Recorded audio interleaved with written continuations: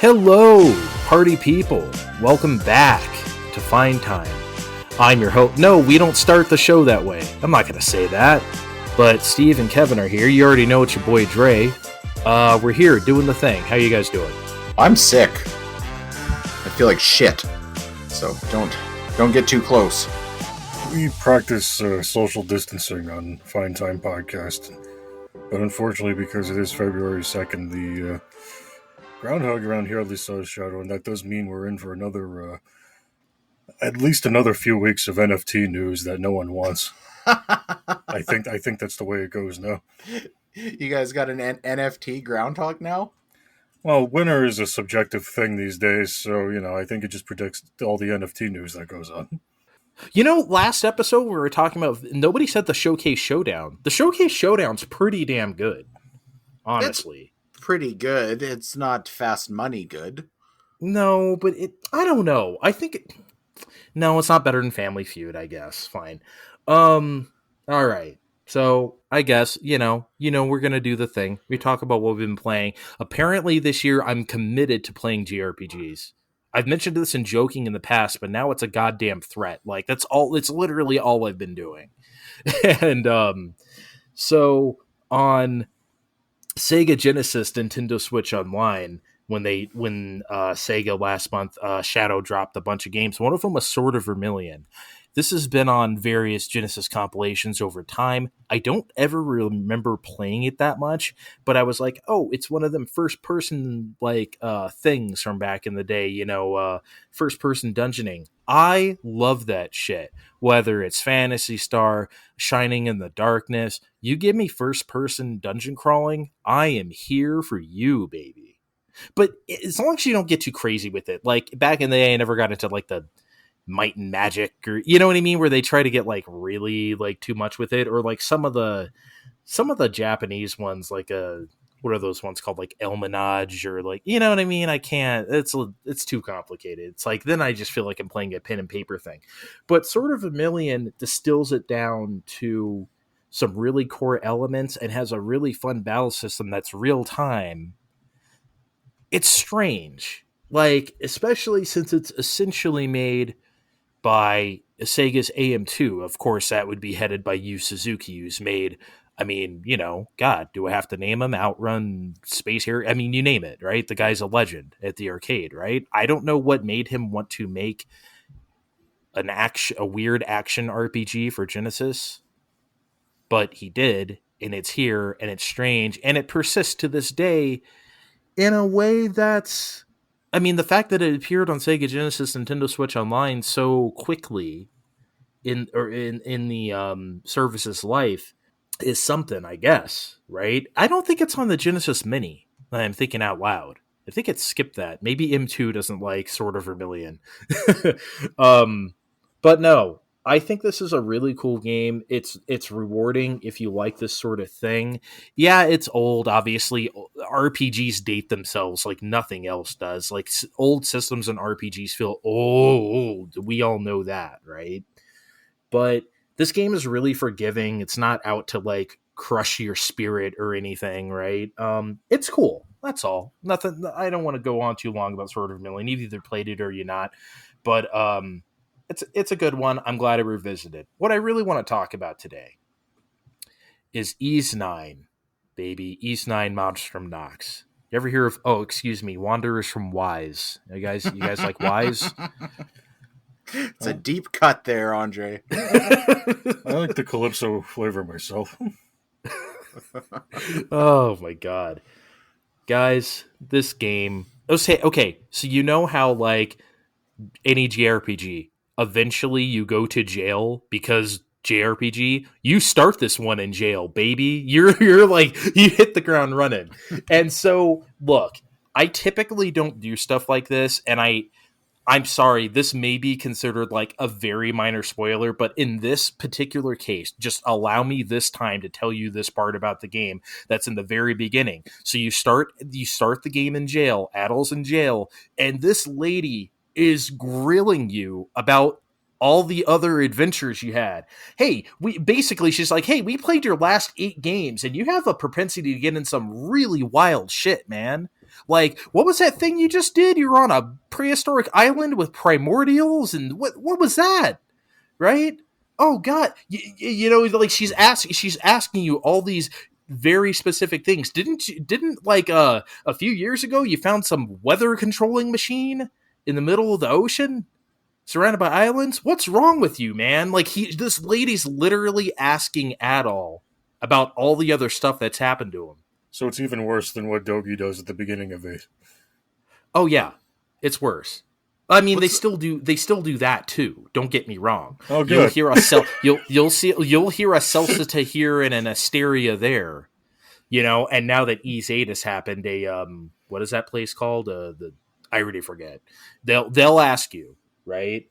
But you know what the funny part is? She asks you about everything except Ease. She doesn't ask you about the Kingdom of Ease at all. So what's the point to all this? Is this just to be self-referential, or does it serve a purpose down the line? Oh, it serves a purpose. There is a story purpose for it. It's not just like trying to be the series is often self-referential, but she is asking you for a reason, and it is a plot point that I don't want to say too much about, but that does pay off. There is a reason why she is asking you this stuff. So, if anyone out there has played 7 or Celcita or 8, it's the same engine. You have a 3-person party. You run around. You collect all sorts of weird little materials to pick up. It's really fast action. You hold a button to use skills. Me and Steve played Ease 8 basically together last year, and he's familiar. You played that. You've played this too. You know exactly what the gameplay is. Which is good. That's not a knock on it. They just didn't really try to reinvent the wheel this time. I'm pissing myself in excitement. You will never piss yourself as much as Sahad pisses himself. Same thing with the 3 types of weapon, / stab or, blunt force or whatever, things are effective against things. So that's all the same.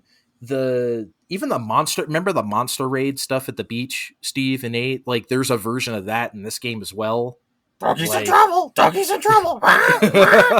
We unfortunately do not have a parrot to say that. I wish we did. Then why bother? I know, I'm sorry. He didn't make the trip. He probably stayed behind with the captain. We couldn't come up with a conure instead? there is some of that stuff. The architecture in this game is so fucking good. It takes place in basically one big city.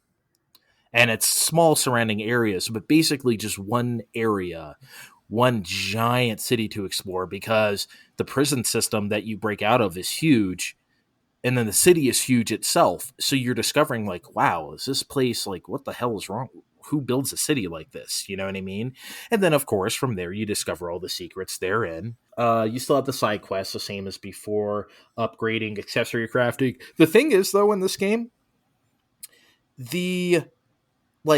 remember, like, in 8, Steve, like, how you'd make, like, you'd do a lot of weapon upgrading and crafting of, like, accessories and stuff like that. You can still do that in this game, but it's really downplayed.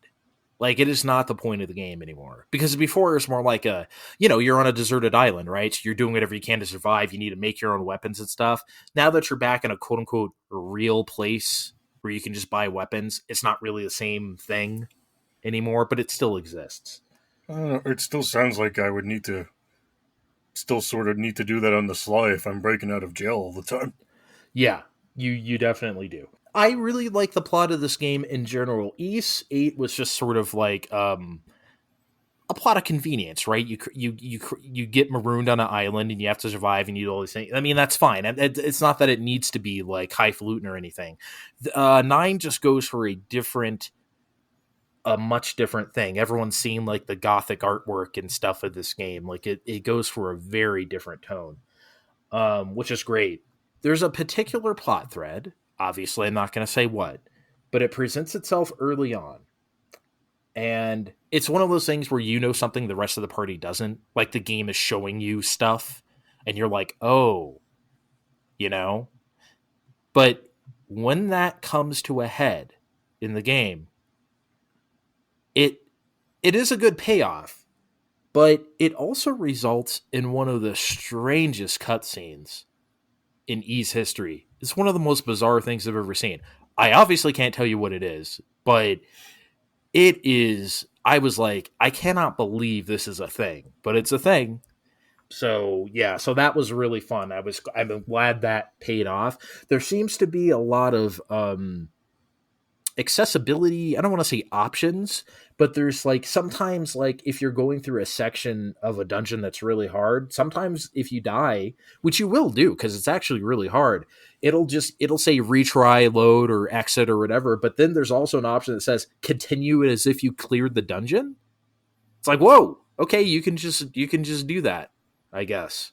And on the raid stuff, Steve, like the stuff that's like in Ease 8 as well, if you lose at one of those, which I did one time because I was pretty underpowered, there's actually an option that says weaken enemies and retry.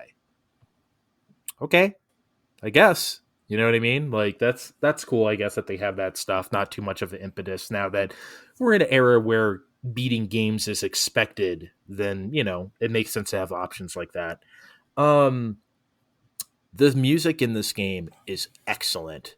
Just absolutely stellar. I know that sounds redundant to say about an East game since that's its claim to fame, but this is one of the best. It's probably the best soundtrack since 6. And 6 was from 2003. And I recently played through 6 again, which I'll talk about next time. But yes, I'm threatening you with more E's next episode. Sorry, everybody. Like, just get used to it. This is the mood I'm in. It's great. It starts when you first get into the city. They play the song that I almost never say this, but it's pretty Dragon Quest like. It's pretty Dragon Quest esque. It has that sweeping, good natured. You know, yeah, it's symphonic, which is something I don't typically care for, but Dragon Quest is one of those exceptions for me, and this song is one of those exceptions as well. It hits that right note, literally and figuratively. There's a song I really like called Troublemaker. It's one of those songs you hear in an RPG that's like not a boss song, but when it's like, uh-oh, shit's going down, you know, that song that they reprise here and there. That one is great. There's really good guitar stuff that's really, like I said, like the game has like a gothic tone and look to it, so it has this like really like metal kind of stuff like usually other ones are either synthesizer based, or if you bring in the guitar element, it's not like a really this like hard edged. This game is, they really kind of go for it, and I think that's interesting, and it really fits this particular East game, and that's great. Anyway, this is a really great game. They're on a roll right now. Falcom is on a roll right now. I mean, if this is really the last of this E7, because 7, now there's 7, 8, Celcita, and 9, if this is really the last time they're going to make a East game in this style, they went out on a great note. That's fine, and I'm glad. You know, this was a really great game. I can't probably in its history, its longest bit of sustained success. Sustained success. I don't know why I tried to put those two words together and think I wasn't going to put them together in my mouth, but I did. Sustained success in a while. But yeah, that was great. But also, okay, I have been playing something that's not our JRPG. Steve, I guess we've both been playing this. Well, we have been waiting years for a little game called Windjammers 2. We have? Oh, I guess we have, because they announced it a long time ago, didn't they? In an indie world of all things. That was like the one more game, and we were like, oh my god! That was before we were ever doing any sort of podcasting. You're like, I was going to say, I think that was way before we even, maybe you knew each other on Twitter at that point. I'm not even sure. Oh, I don't even know, but it's been a few years since it's been known of, and we've just been kind of waiting for it since, and it's here, guys. It's great. It is really great. So, you know, iterative sequels, right?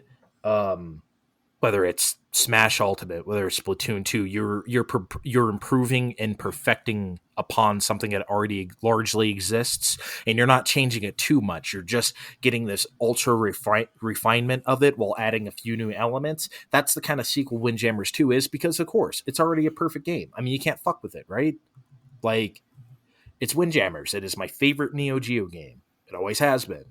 Like, so this is one of the best like iterative sequels there has been, isn't there? Like, it's got to be.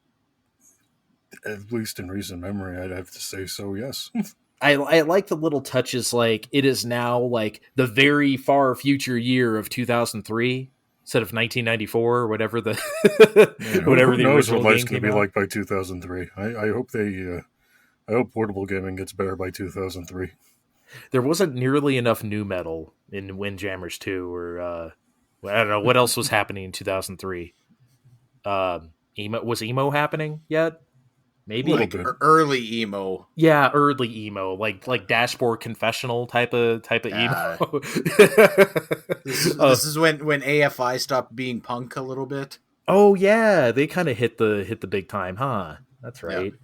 I think like I don't know, like Thursday maybe was happening, or I don't know, that type of shit. Anyway, yeah, it is like I like that they quote unquote updated the game for that. All the original characters are back. I was kind of worried that they wouldn't be because they sort of doled out that information, but they're all here. Super Banana Cashew! I don't even know which character that's supposed to be, which is perfect. It could be any of them. I feel like that's any number of their special moves. Look, that's one of the.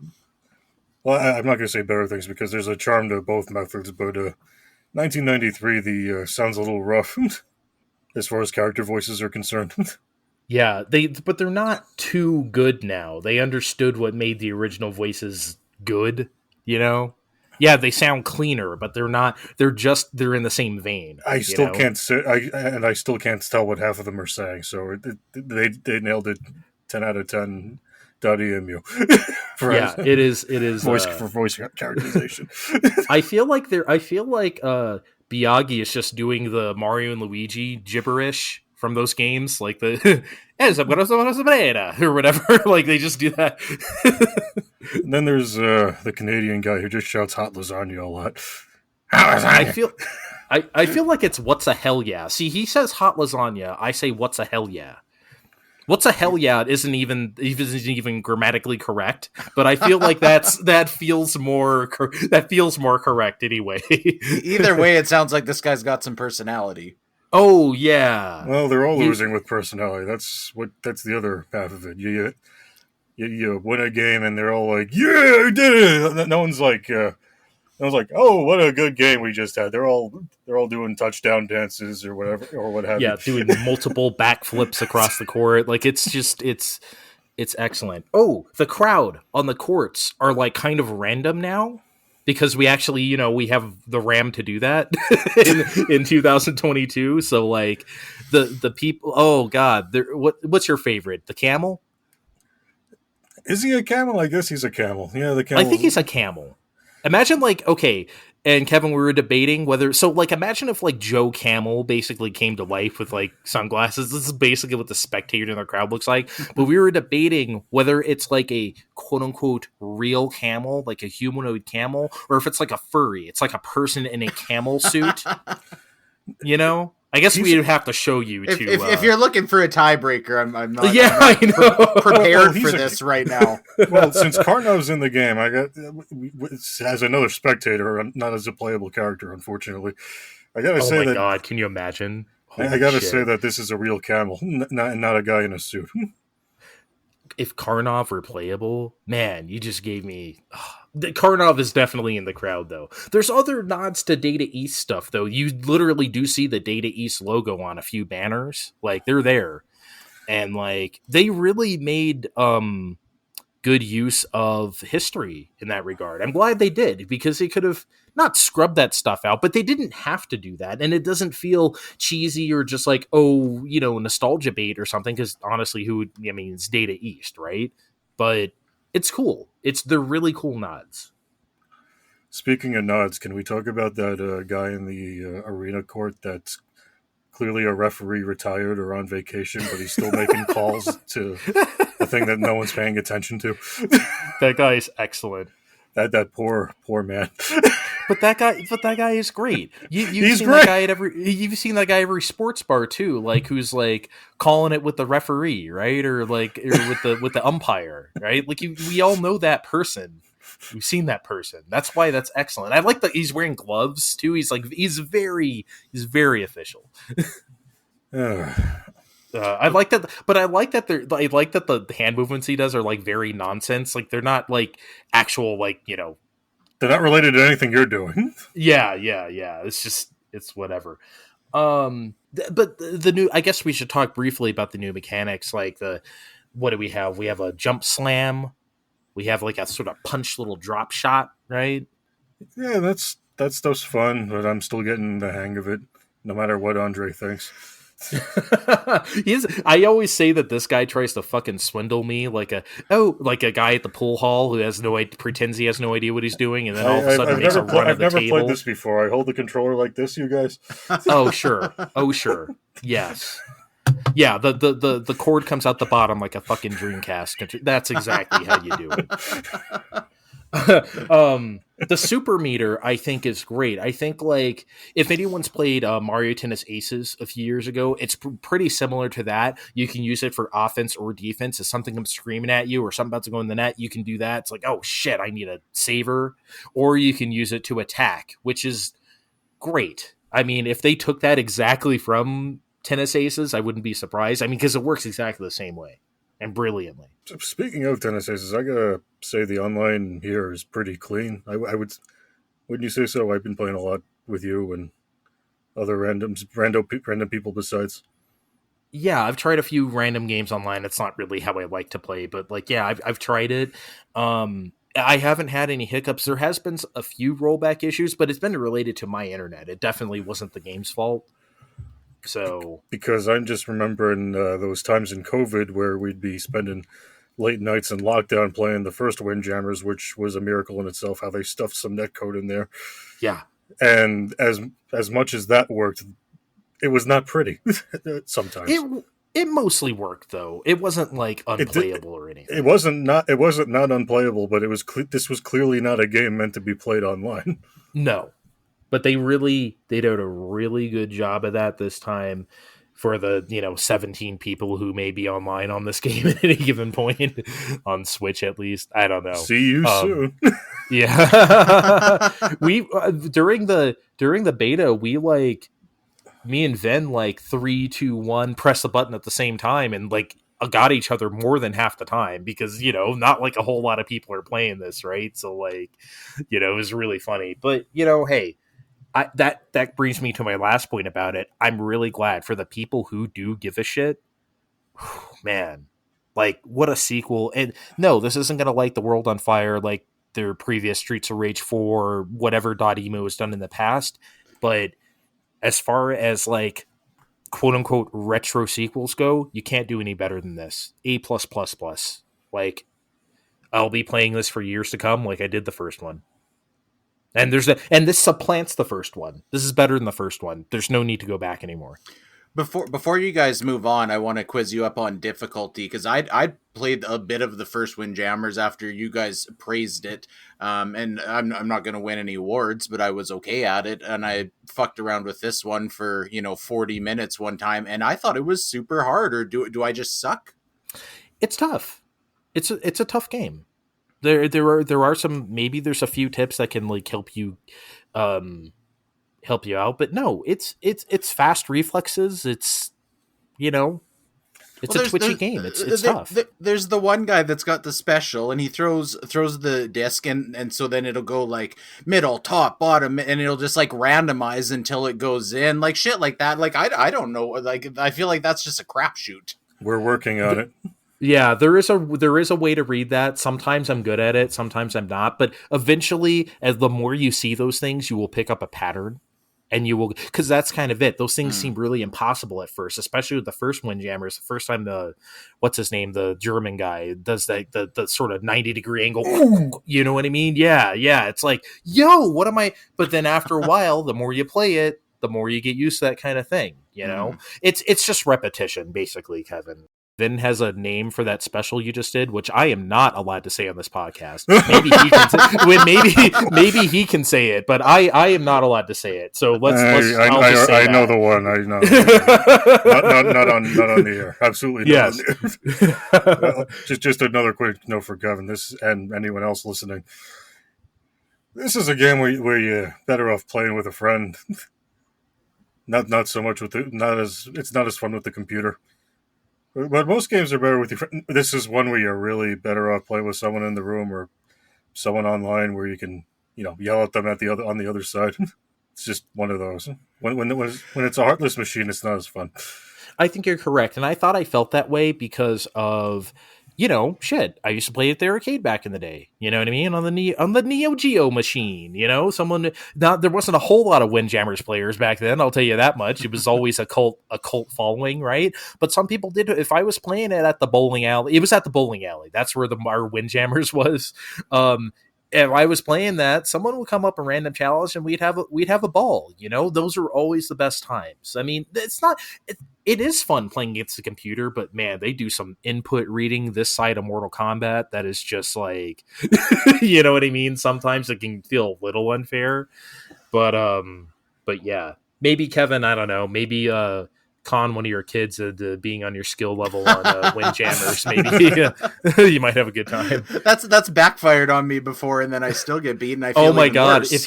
If he whoops your ass at Windjammers, I will never tell you guys. Anyway, great stuff. It's $20.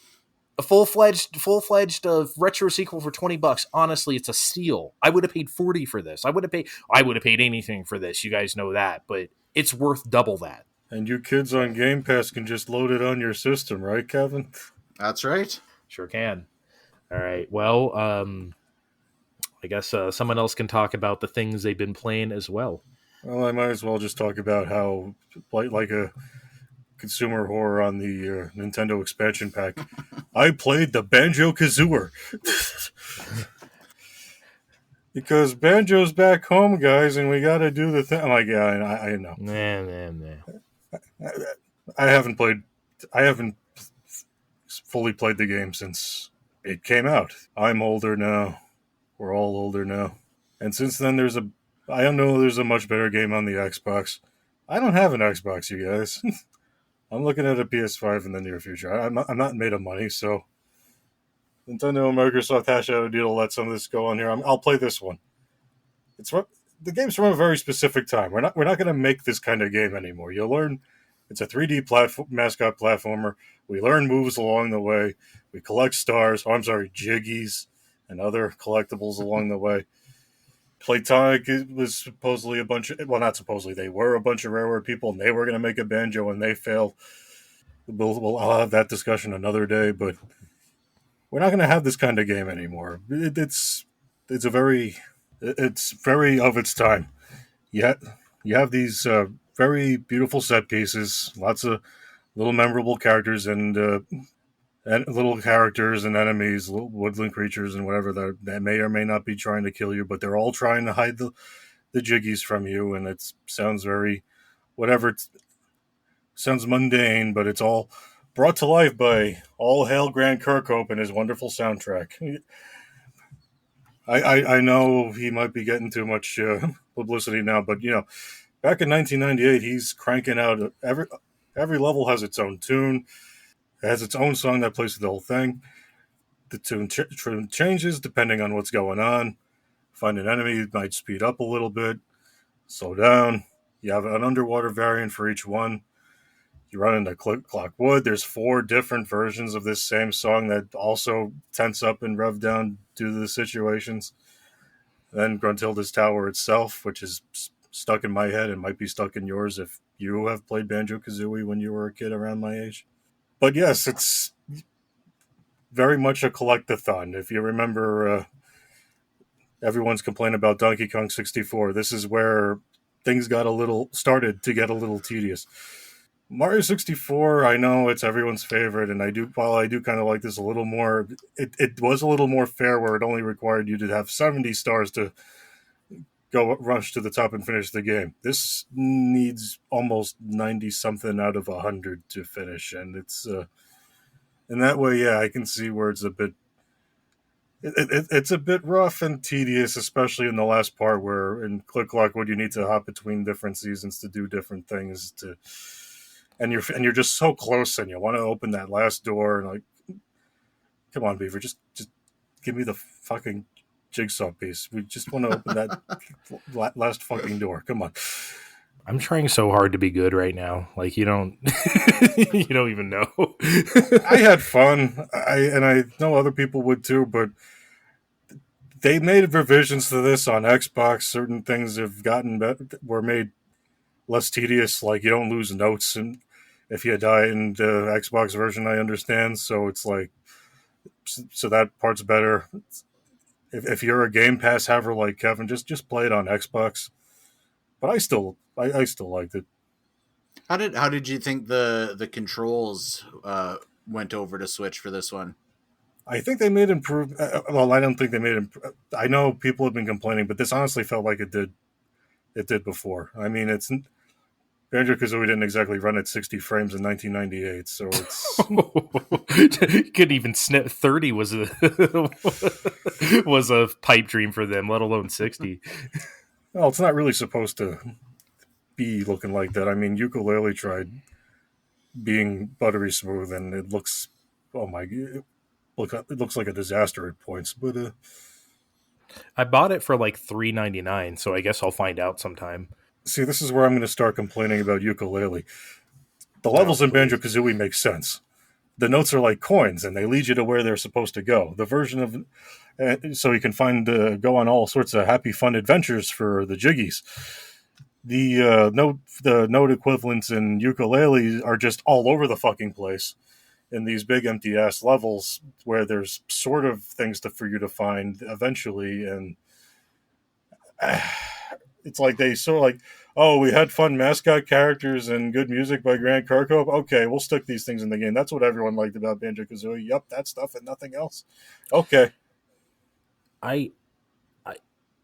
The thing is, the reason why Banjo-Kazooie has been a stay away from me, besides the fact that I just don't do that kind of game, is I don't like the art style.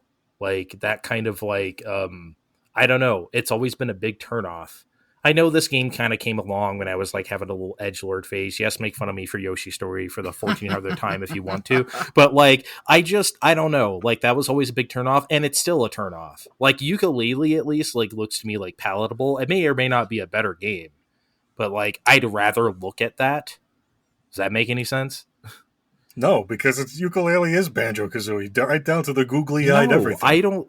But like, I fucking and I don't know. I can't. I promised on a previous podcast that I would play Banjo-Kazooie, and I think I'm going to go back on that because I really don't want to. I don't know. I still had fun, but I'm not going to rush back to it anytime soon. Although, just last week, I picked up Pokemon Legends Arceus. I've been waiting for this for a while, and to my surprise, Kevin picked it up too. Yeah, I figured you needed a cohort for talking about it. I didn't take you to be much of a Pokerman fan. I mean, we were doing our little real Pokemon, fake Pokemon game in our first episode, and Andre's looking to you for hints, and you're like, oh. Yeah, I was phoning the wrong friend in my Rolodex. The last time I played a Pokemon game to completion was Silver, and then I tried dipping my toes in White, and I didn't get into it, and I played maybe half of Hey You Pikachu, and then I just kind of got fed up with that one as well. So it's a new day. I liked Hey You Pikachu, but I don't really consider that like a. You know what I mean? It felt pretty shallow and dumbed down. Quantify for the audience at home, you guys mean Let's Go Pikachu? Oh, that's right. Yes. Hey You Pikachu is the microphone game on Nintendo 64 that didn't work very well because shows how much I give a damn. Yeah, I wouldn't have never what I even was thought talking about. Whoops. Hey you Eevee. This is God of War 2016 all over again. I was gonna let you go, but you caught your own shit. Yeah. But anyway, this is a very different feeling Pokemon game. I mean, I thought I'm just letting Kevin saying that I played Pokemon White and I didn't get into it slide for a second there. for as many seconds as this takes just to move things along. Because we're not running around just collecting gym badges and fighting an evil team and then going to the Elite Four. We're Pokemon researchers, aren't we, Kevin? I think I am. We're- That being we're- said, we're- I don't. This is probably where we're gonna diverge here. I feel like the story is not doing it for me, and that's fine. I'm very much enjoying my time with the game, but anytime that we get into the long dialogue sessions, I'm kind of jamming to get through it. I got some news for you, Kevin. The story is very much not really a story here. It's kind of, let's introduce you to a new form of a Pokemon that's existed in this series before. The rest of the game is very much me having a lot of shiny shiny object moments that I have in all these open world-y games where I notice a cluster of whatever's over that way, and I will just keep going in that direction until I get lost, and that's fine. It does seem like they're really trying to do, this guy in the Diamond Clan, stole this thing from this guy in the Pearl Clan, and there's all this drama about it, and it's like I don't know, that I'm having a bit of a struggle with. The story is a little threadbare, but we're not here for that. We're here to catch many Bidoof and see if we can get some Pokedex entries and see if we can watch that other one use rollout a bunch and the plural of Bidoof is Bidoof. It's not Bidoofs. The plural of all Pokemon is the singular form. I don't accept this. I will not accept this. Like I can't say Pikachus. I mean, come on. I mean, you can, but you're going to get it wrong on the English test. The Pokemon English Psyducks? test. Why would anyone want to say I have 7 Psyducks? That's so much more fun. Whatever. It's fun, but it's not correct. Ugh. I mean, I am the man who's on a crusade for Squozen to be a word. So I mean, I guess. All right. Well, to get us back on track, I really wanted to talk about kind of the bulk of the gameplay here, which is kind of running around in these fairly large open environments. Which I think Steve was kind of taking us in that direction. When I was looking at reviews of this, right, when they came out, it seemed like the biggest gripe anybody had, people kept saying it's kind of grindy at the start. It's kind of grindy. They want you to stay in these environments for too long. And you know what? I thought that was great. I had probably much longer than I needed to. I got a lot out of just running around the environments, gathering more materials to make more Pokeballs, to catch more Pokemon and, fight more Pokemon. I just felt that even without pushing the story along, that just moment to moment gameplay was just enjoyable and fun on its own. Yeah, I'm just having a lot of fun running around, getting notches on my Pokedex, getting another star. I think I'm up to 6 or 7. And I'm having a lot more fun doing that than, oh, look, this Pokemon is also angry for some reason. Better throw food at it. We have time to work on story later, so when Pokemon Legends Victini and Genesect, where we go to Unova and do my favorite remakes again, things to work on. But another thing I kind of wish they worked on, I know people were complaining about graphics. I think it looks fine, but there is a noticeable lack of polishing places. Like you start after the second or third area, you start finding Pokemon in the water, like Psyduck or what have you. You throw a ball at it, and it makes a little sploosh sound, but the water itself does not splash or anything like that. Same thing with things in the grass. You have a lot of fire Pokemon and things, but you can't burn or cut it or things like that. And I felt like that was almost a little sterile. And I feel like maybe someone should have chatted with folks at the Breath of the Wild staff to figure out how to make some of that go. It's not a deal breaker. I'm still engrossed in it, but it's just stuff I can't help but notice. I was okay. I feel like we've got different experiences here because I don't think it does run that good. I like the pop-in is so bad. It's not laggy, but just like if you're coming up to an open field, like there's trees popping in out of nowhere like all the time in the distance, and I feel like it's bad enough that it's fairly distracting. I guess I'm just more trying to catch the things in front of me than looking ahead. How could you not notice a big tree popping up, though? I mean, If it's all the way over there, I'm not looking at it. Yeah, it's not, I guess it's not right in front of you, but definitely off in the distance. Like I've just felt like there's a lot of pop in. I felt there was a lot of people I seen on Twitter digging at it because they would get a cherry pick screenshot where it's there's just not a lot of detail. But I don't think that's really a problem. For the most part, those areas are few and far between, and when you're actually playing, everything blends together well. Like I feel like the detail in the world there is okay. Just for me, the tech of it running was a little lacking. yeah, this sort of just to bring it back to East 9 for a sec, the technical aspects of that game are also kind of get to. Like you can definitely see like some trees and mountains just go pop. I mean, yes, it's the end of the PS4. Like I get it. Like but I was going to say they're pushing as hard as they can, but they're actually not because East has never been a looker, right? So like it's fine. It doesn't ruin the splendor of the exploring the big city or whatever to me. I mean, it's still really cool, but it's noticeable. It's for sure. One other little complaint I'm going to do, and that's just because I don't think I've talked about this on this show already. I like me some fishing mini games, guys. I know you guys Really? know this about me. Tell me more. Well, yes. Anyway, mainline Pokemon games, they all have fishing. They all have fishing rods. You drop the rod in a body of water, and maybe fish Pokemon pop out, and it's fun. I find it weird that we're in this game where we're trying to build a Pokedex, and there's these bodies of water, and sometimes the fish jump out of the water, but I can't, like, sit to the side and also go fishing in it. I mean, I haven't finished the game yet. Maybe that's my prize for making friends with God. He teaches me how to make a fishing rod. I will accept this as my ending. But Yeah, see, I thought like when you were talking about it earlier, and you were making it seem like the game has fishing, but it hasn't presented itself yet. So you don't actually know if it has fishing or not. I'm presuming no, but because everything I've been doing is throwing balls at Pokemon in water and hoping it works out. Well, that's fishing. Maybe.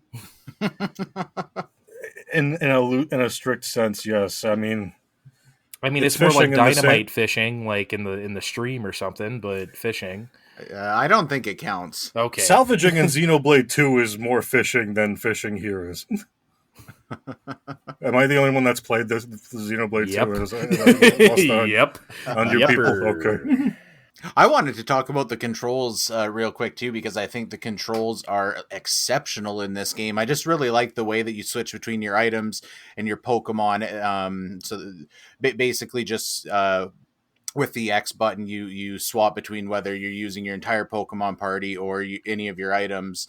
And then you use your left and right bumpers to scroll through those. So it's pretty easy to flip between your team, and then always just use the right trigger to either throw your item or throw a Pokeball or whatever. I don't know. I felt like that all was implemented in definitely the best way that it could have been. And it's fairly, I think it gives it's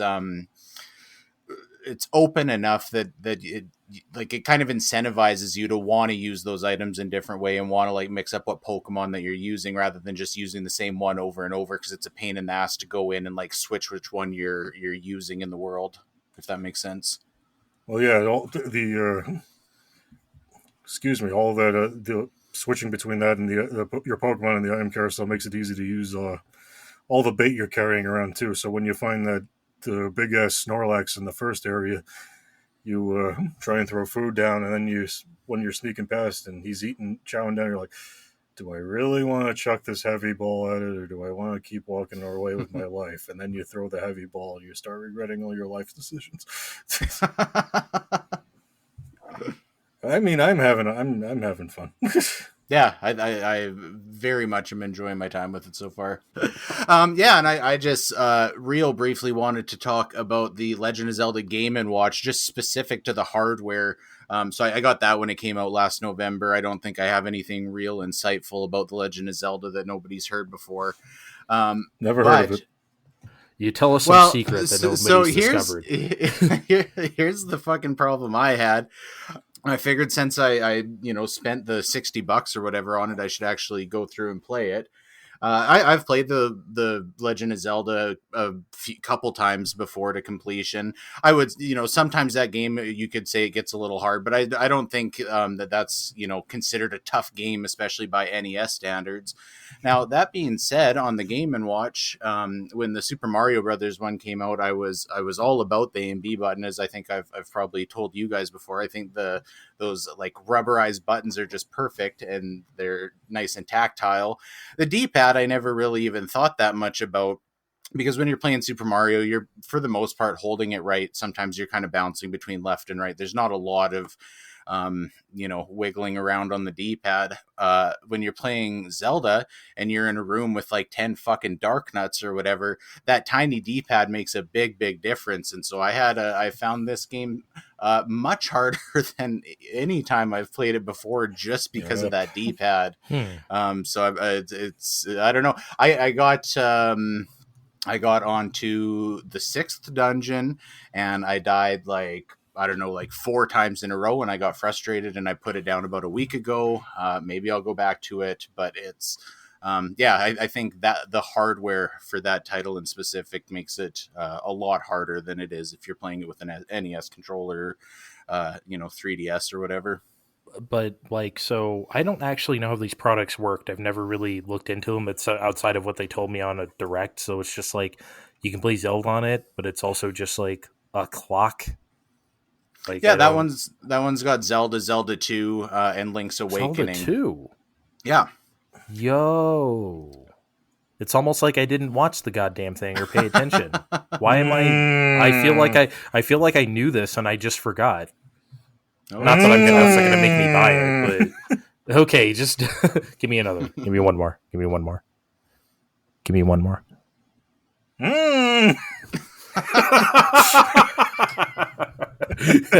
Oh boy. How much is it? Do you remember how much you paid? Canadian. Canadian US. Okay, so yeah, it was probably 70 Canadian in that case. That ain't bad, I guess. That's a cool little toy for 50 bones, I guess. Except for it's now it's making me feel like a little baby because it's too hard for me. Well, then you should have started on Zelda 2. I mean, like, you should really that's easier. the superior game. So we're all right, I think we should take a break on that note while these guys verbally abuse me for saying that. We'll be right back with some big questions. Zelda 2. Zelda fucking 2.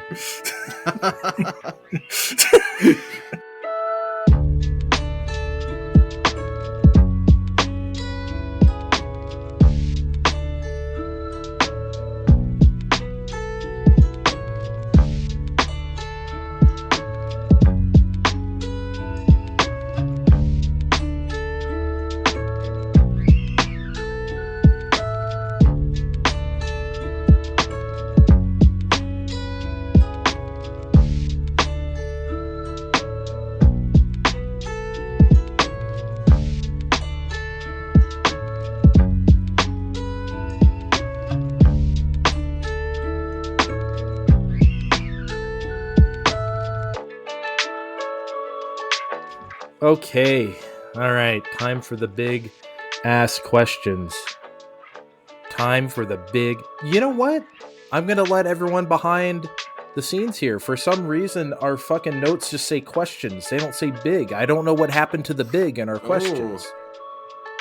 What happened, everybody? Are we not big? Are we not questions? We're big, but I don't think we can be questions. I feel like we can. Yeah.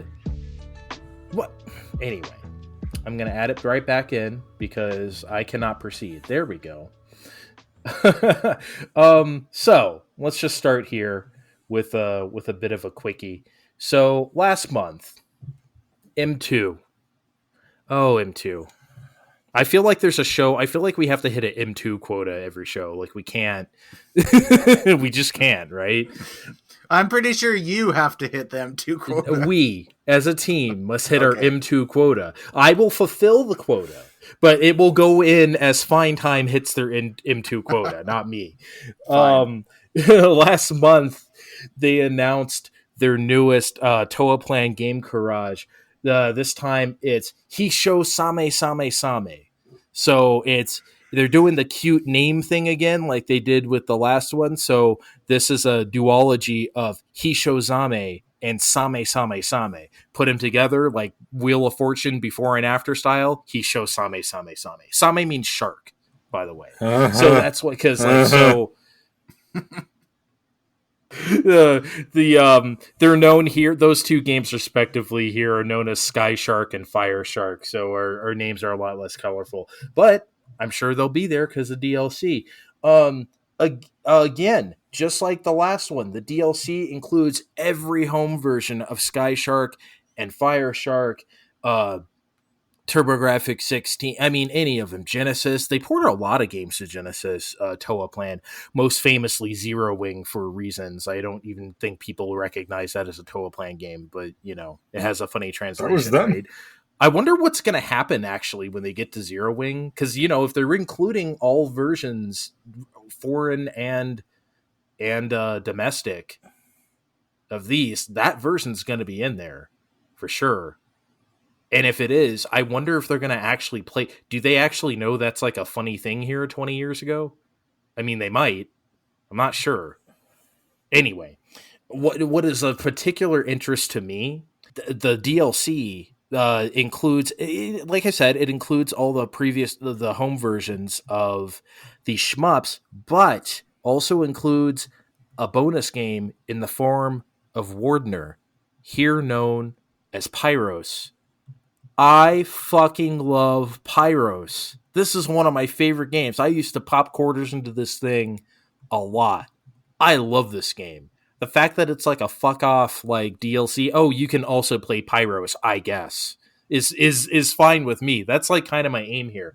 Don't get me wrong. I'll be into Sky Shark and Fire Shark as well. I haven't played very little Sky Shark. I've played I wouldn't say quite a bit of Fire Shark, but I have played it.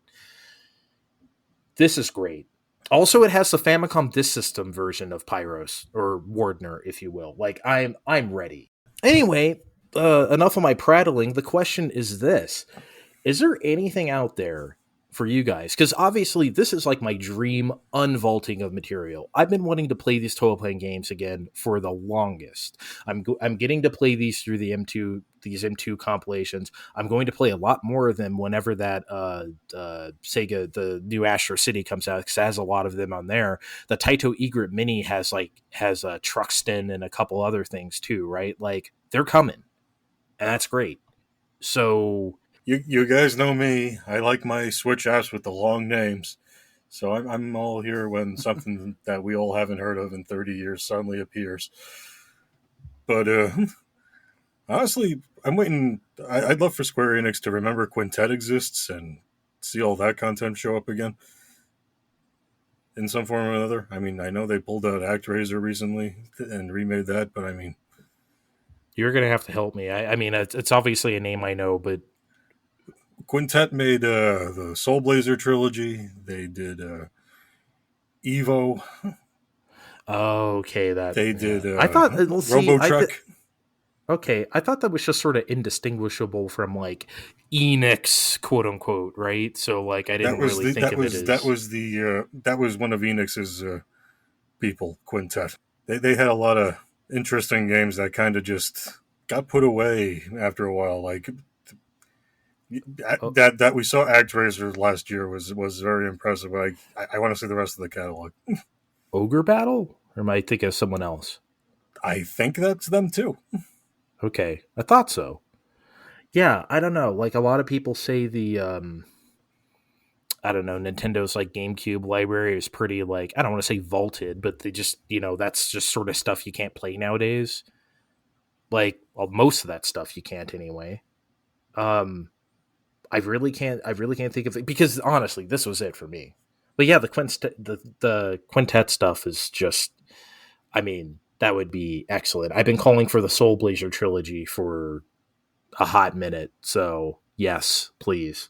Oh, I made a mistake before everyone gets on our ass at home. Ogre Battle was made by Quest, and we need to hear from them again soon too. Quest, Quintet, who's counting around here? The Questy Quintet. Because they worked on Tactics, Vagrant Story, and Final Fantasy 12, and They made Vagrant Story? No wonder that game sucks. Whoa, who said that? Wow, Jesus Christ. the really good Tactics Advanced games. So, and then after that, I feel like they were put on a shelf, and it'd be good to hear from them again too. So that's my answer. I want to hear from them again. All those. You can guys count me again. out of Quest. Quintet. I'm here for. But anyway, well, I guess we can go on to this. So, obviously, there was a lot of fallout from the Activision Blizzard acquisition. When we talked last time, it had kind of just happened. And isn't Fallout what Microsoft gets from the Bethesda acquisition? Penalty box, penalty box, penalty box, penalty box, penalty box. Hey, Andre, make me. Wow, I mean, get a new line. Jesus Christ. So, like... It's new to them. It's not. I trust me, it's not. So, like... yeah, after the acquisition, like, I think the day after, Phil Spencer tweeted the following. I guess I'll just read it verbatim. Had good calls this week with leaders at Sony. I confirmed our intent to honor all existing agreements upon acquisition of Activision Blizzard and our desire to keep Call of Duty on PlayStation. Sony is an important part of our industry and we value our relationship. End quote. I'm only bringing this up because, well, two reasons. One, we talked about Call of Duty last time, like how much of that is I need to get an Xbox now. Mm-hmm. But now that he's kind of taken it out of the picture, I guess we could talk about that. And guys, what the hell is existing agreements? That could be anything, right? Is that Diablo 4? What is that? I thought even that statement overall, just to go off on a slight tangent, like what was he gonna say? I phoned Sony. I told him that we're canceling all of our existing contracts. Go fuck yourself. See you in court, bitch. Like. Yeah, well, of course. Yeah, I mean, a less colorful version of what Kevin says. Of course they're gonna maintain everything they've done so far. It's cheaper to just keep everything as is for now. But once all of those games finally come out, Overwatch 2 and however many Call of Duties were agreed to go on PlayStation, that's when those two guys need to start being like, well, how much is this really worth to you? And then you might not start seeing things on Sony, maybe. Or you do, but it costs... And then we hear about how much it costs Sony through behind closed doors. Who knows? I feel like these things happen years in advance, right? Like Overwatch 2 or something, like they've had Overwatch 2 themed PS5 or something they've already been thinking about, right? Like that doesn't mean that it has to come out. I'm just saying these sorts of marketing deals, boy, like that remember the first special PS4, like the White Destiny one? That was planned before the fucking thing even came out, right? The PS4 itself. So like and we'll talk about that later, I guess, too. It's funny I said it that way, but like it's funny with because I guess what I'm getting at is this: existing agreements are made to be broken. It doesn't matter if the agreements exist or not. If an acquisition happens, like you can always weasel your way out of anything, right? But is it worth it? That's what they have to decide on a case by case basis. Yeah, I don't know. I don't feel like it's quite that easy. Like, there's also a reason we seen the show for the first time on Xbox last year. Like, yeah, I feel like that was Major League Baseball motivated, and this year it's coming on Switch too. But like, I guess just overall, I don't know. I don't feel like you can necessarily just like strong arm your way out of like written contracts as easy as, especially without major penalty, perhaps. Yeah, I mean, I think that's why like the Bethesda stuff that's already been happening on PlayStation will continue, whether it's Deathloop or I don't know, man. If they really wanted Call of Duty exclusive to Xbox, they would. I don't think they want to. Otherwise, this wouldn't have happened. Contracts are not. That's all I'm saying. If you spend $70 billion on a company, you can do whatever. You don't give a fuck about money. You can also buy out Sony's contract or whatever for a nice cool billion and make it 71 billion. Like, who gives a shit, right? Like, at that rate, if you're going to spend that much money, whatever. We're kind of in uncharted waters here too, because like we're talking about a significantly more expensive acquisition than we've ever seen before. Yeah. I don't know like how that, if you can like, take the Bethesda conversation where they spent 7.8 or whatever a billion on Bethesda, and then we're assuming whether they're going to take these in house or still let them be multi-platform or whatever. This is a lot more money, so I think that's the economic discussion about whether it's going to be just on their platform or multi-platform is a different discussion. Yeah, that is true. I guess at this point I should bring in that Jason Schreier also tweeted that, and I guess I'll just quote this exactly: Activision is committed to releasing at least the next 3 Call of Duty games on PlayStation, even after the Xbox acquisition, according to people familiar with the deal. That's this year, next year, and Warzone 2 in 2023, presumably. After that, it's hazier, he says. So maybe that's the quote-unquote existing agreement, and I don't know. But it's going to get real interesting. I'm really, as just a complete, I mean, I think none of us give a shit about Call of Duty anyway, so this isn't, I mean, I don't care. But like, if I can't fish in it, I don't care.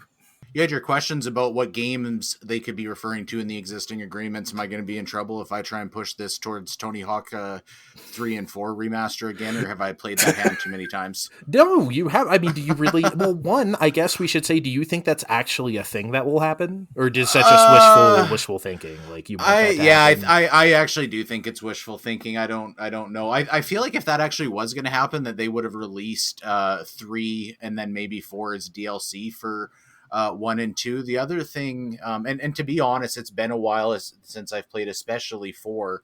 But I have read as well that people say like 3 and 4 are so different mechanically from each other that it would be hard to take them and do the same thing they did with 1 and 2. 1 and 2 were different. 2 added, manualing and stuff like that. But they were close enough that you could kind of combine the mechanics into one thing, where 3 and 4 is maybe not as easy, but just not nearly as compatible. Yeah. Well, also they were built on the exact same engine at the exact same, you know what I mean? Like it's kind of like a very homogenous kind of product you can kind of put into one thing. Maybe the Thug games like Tony Hawk's Underground 1 and 2, maybe those are more likely, which I don't think those are nearly as good of games personally, but which is why they're working on them right now. They could be more eligible. Just to spite you, Kevin.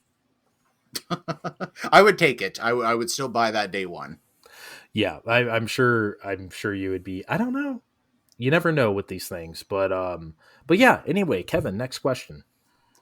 Yeah, Final Fantasy VII turned 25 years on Sunday, so I just want to talk a little bit about what the impact is, and maybe I'll just kick this off. For me, and I was let me rub in, quite a bit younger than you guys at the time, so I was looking at this through a different lens.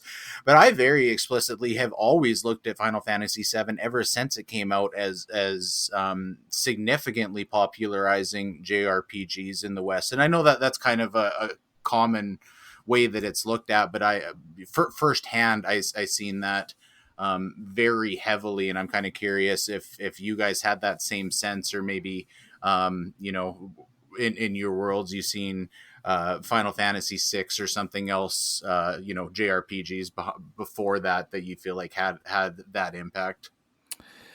I think it's a little bit overstated, the popularizing, only because it's not like it just birthed a genre to us. You know what I mean? There's plenty of SNES RPGs that were okay. They didn't sell like something else, but like they, you know what I mean? Like they were well renowned. They were played. They were bought. You know what I mean?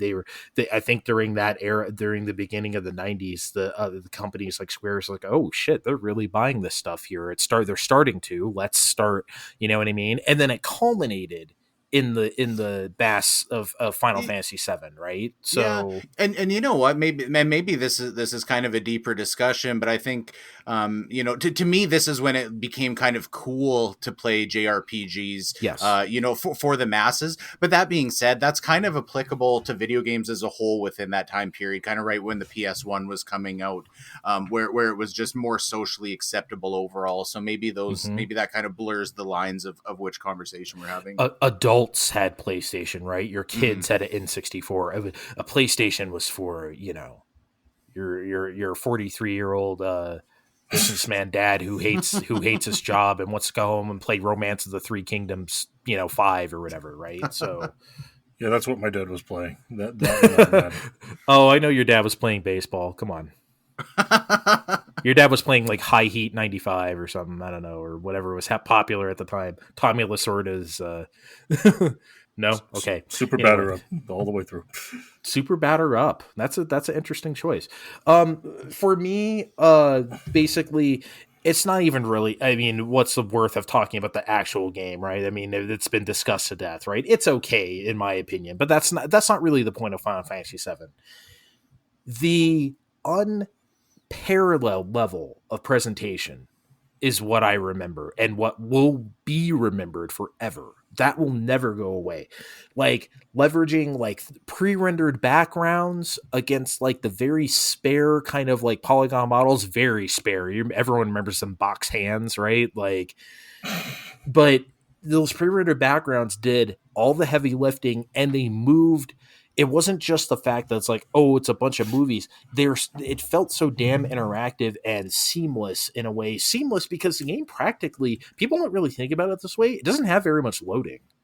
The streaming of data of Final Fantasy VII in its original incarnation was pretty legendary and noteworthy. Like people don't remember it for that now, but it is. Like then we got better at streaming data as time goes on, so you don't have these very hard now loading. I mean, sometimes it's unavoidable, right? But that game got away without that kind of got away without having those kind of screens. And it was great. And it was just like I mean, I'll never forget. Like, what's that one town where you hop on the train and the train starts moving and it becomes like the movie, but you still have like the polygonal characters there, right? But it's like, it's great. That stuff is excellent. You guys know how much I value spectacle. Like, I'm a Sonic Adventure person after all, right? Like, I love that stuff. That stuff will stick with me forever. Now, that doesn't make it like a great game. Like I said, it's okay, but I don't know, everything. The music was really effective. The art style, the battle sequence stuff, whether it's the summons or the whatever Knights the Round, that's what we remember. It's not the game Final Fantasy VII. It could have been anything, right?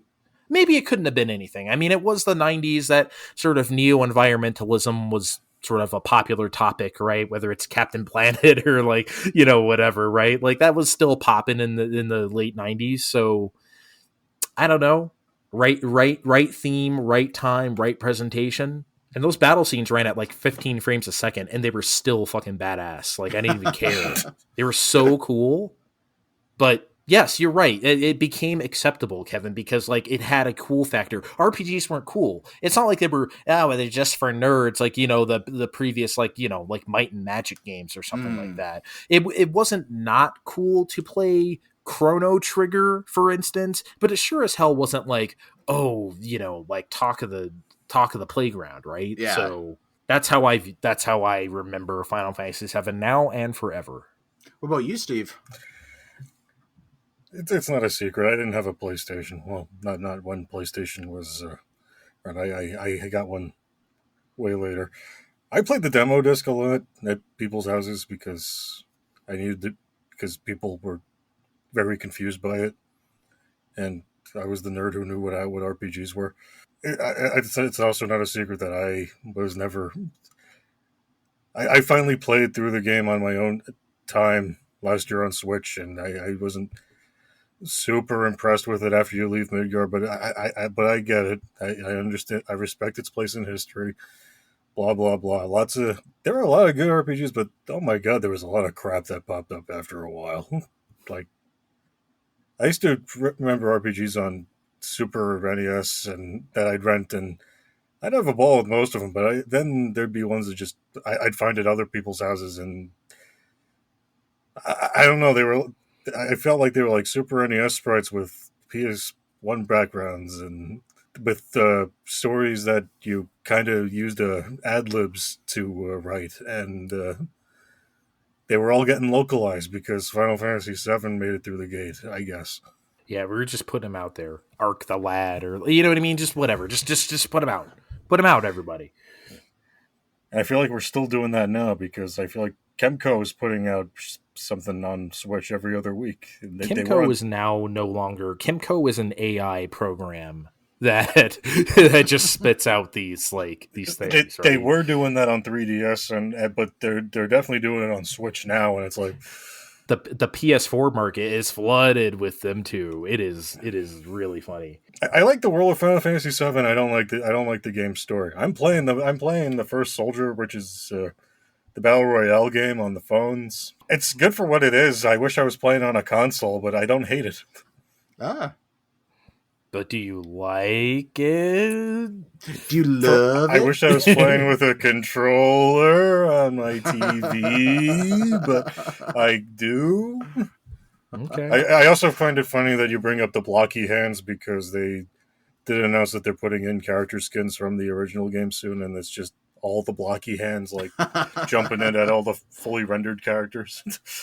Yeah, no thank you. Can we not? Remember when Marvel vs. Capcom Infinite thought it was cool putting bad box art Mega Man, US box art Mega Man in the game or whatever? That's not funny. I don't want to see that asshole in there. You're wasting a character spot on something that could be actually cool. I don't want to see that prick. Okay. Hold on. Before we move on, can we get your best The Planet's Dying Cloud out of you, Andre? Oh God, I don't have it. I see. I wish I prepared for this, and I played. And it's been too long since I played Remake too, so I can't get a good Barrett right now. Fine. I'll work on it. It's kind of crosses over with my Gary Scott, so I kind of have to separate the two. now that Remake came out, I did just see yesterday that apparently a producer mentioned that Part 2 is going to be revealed this year, so it is coming. Okay.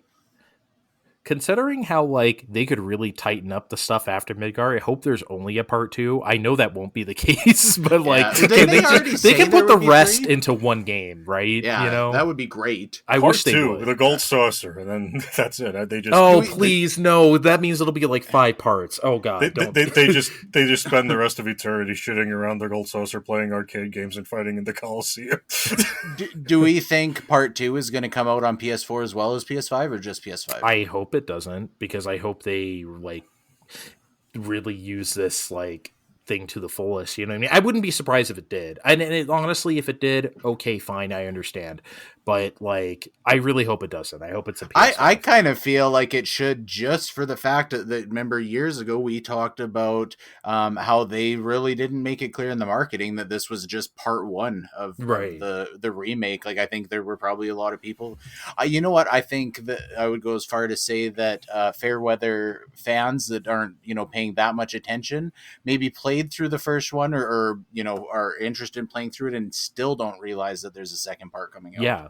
Well, yeah, because the people who most of the people playing it now weren't even born when the original came out, right? So they wouldn't even know that there's more. Well, right? and the way that the first one ended it ended with a bang. Yes. Oh yeah. So that was a great ending. It was excellent. It was cool. Not a perfect game, but maybe really a little drawn out, but maybe a little, but it's okay. It really earned its place.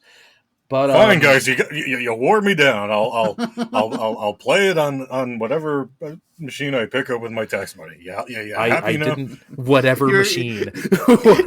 You were gonna play Final Fantasy 15 Pocket Edition, but instead, I'm not doing that again. No, not gonna replay that, and instead we'll do 7 remake. Yeah, I haven't seldom played Yuffie yet. I haven't gotten around to it yet. I gotta do that soon. Yeah, it's good. Okay, so.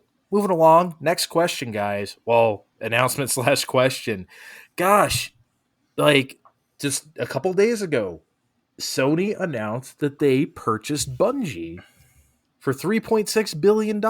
Now, God, no, that's not the 70 bill of ActiBliz, right? But like, yo, that's a wild one. That I didn't see that coming at all. So, like, look, I think my position on Bungie at this point is well worn. Or really not on Bungie. It's really more just Destiny 2, the entire clusterfuck that game has become and continues to be is just insane. I would have been much more excited about this like a long time ago. Now, what's the deal here? Obviously, Sony isn't buying for back catalog, right? They're buying for the future. What do you Oh, think that future is?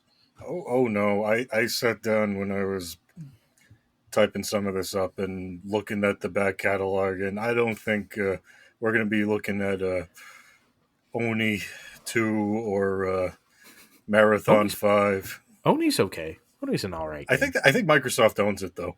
Though, do they? Damn. They might. Wait, no. They have that shit was on PS2. I played Oni on PS2. Then I have no idea, but somehow I also don't think Dungeon Lair of the Minotaur is coming out either. They're definitely in this for Destiny and whatever their next project is. Didn't they remake Marathon for Xbox Live Arcade? Am I making did. this up? Okay, that's what I thought. Yeah. Yeah, guys, I don't know. Like, I mean, I don't think Kevin. I mean, I know we talked. I bitched about Destiny. I don't know. Have you ever played Destiny? I always forget. Yeah, if you have. I played both Destiny 1 and 2, and I kind of played it, with a friend online until you beat the like the main story mission, which takes that's like 10 hours or so before it takes get a while into just like the end game content. So I did that with both of them, and then which you can't play anymore. By like, the way, you can't play that anymore. They took that out of the game. And then I kind of like fucked around with the post game stuff a little bit, but I didn't really care enough to do it. And to be honest, this news overall, I know that we're doing a video game podcast and we're supposed to like talk about this stuff with interest, but when this happened, I was just like, this is like the least interesting acquisition that I've ever fucking heard of for me, to be honest. Like, I don't know. Halo. So okay, what Destiny 3 is going to be exclusive to PS5 if that happens? Is that like what's the like real excitement that's going to come out of this? Well, see, that's why I said what I said. Again, that would have been much more exciting a long time ago. Seeing what happened with Destiny 2, oof, I don't ever want to play one of their games again. Do you get the sense that Bungie looks at that as a mistake at this point? Because I remember talking about that with, us talking about that, probably 2 years ago about when they started to like swap in and out content and it being a problem. Do you think they're satisfied with how that played out? I think their base, the people who are always going to play Destiny, are satiated by that. Obviously, they have enough of a following where that, like, I mean, yeah, there's critics like me, but who've gotten out of it. But like, by the way, they pissed me off way before the vaulting of stuff. That happened after I already am like, I'm done playing. But it sucks just because I still hold this like. Still carry this torch. I fucking loved that first game so much.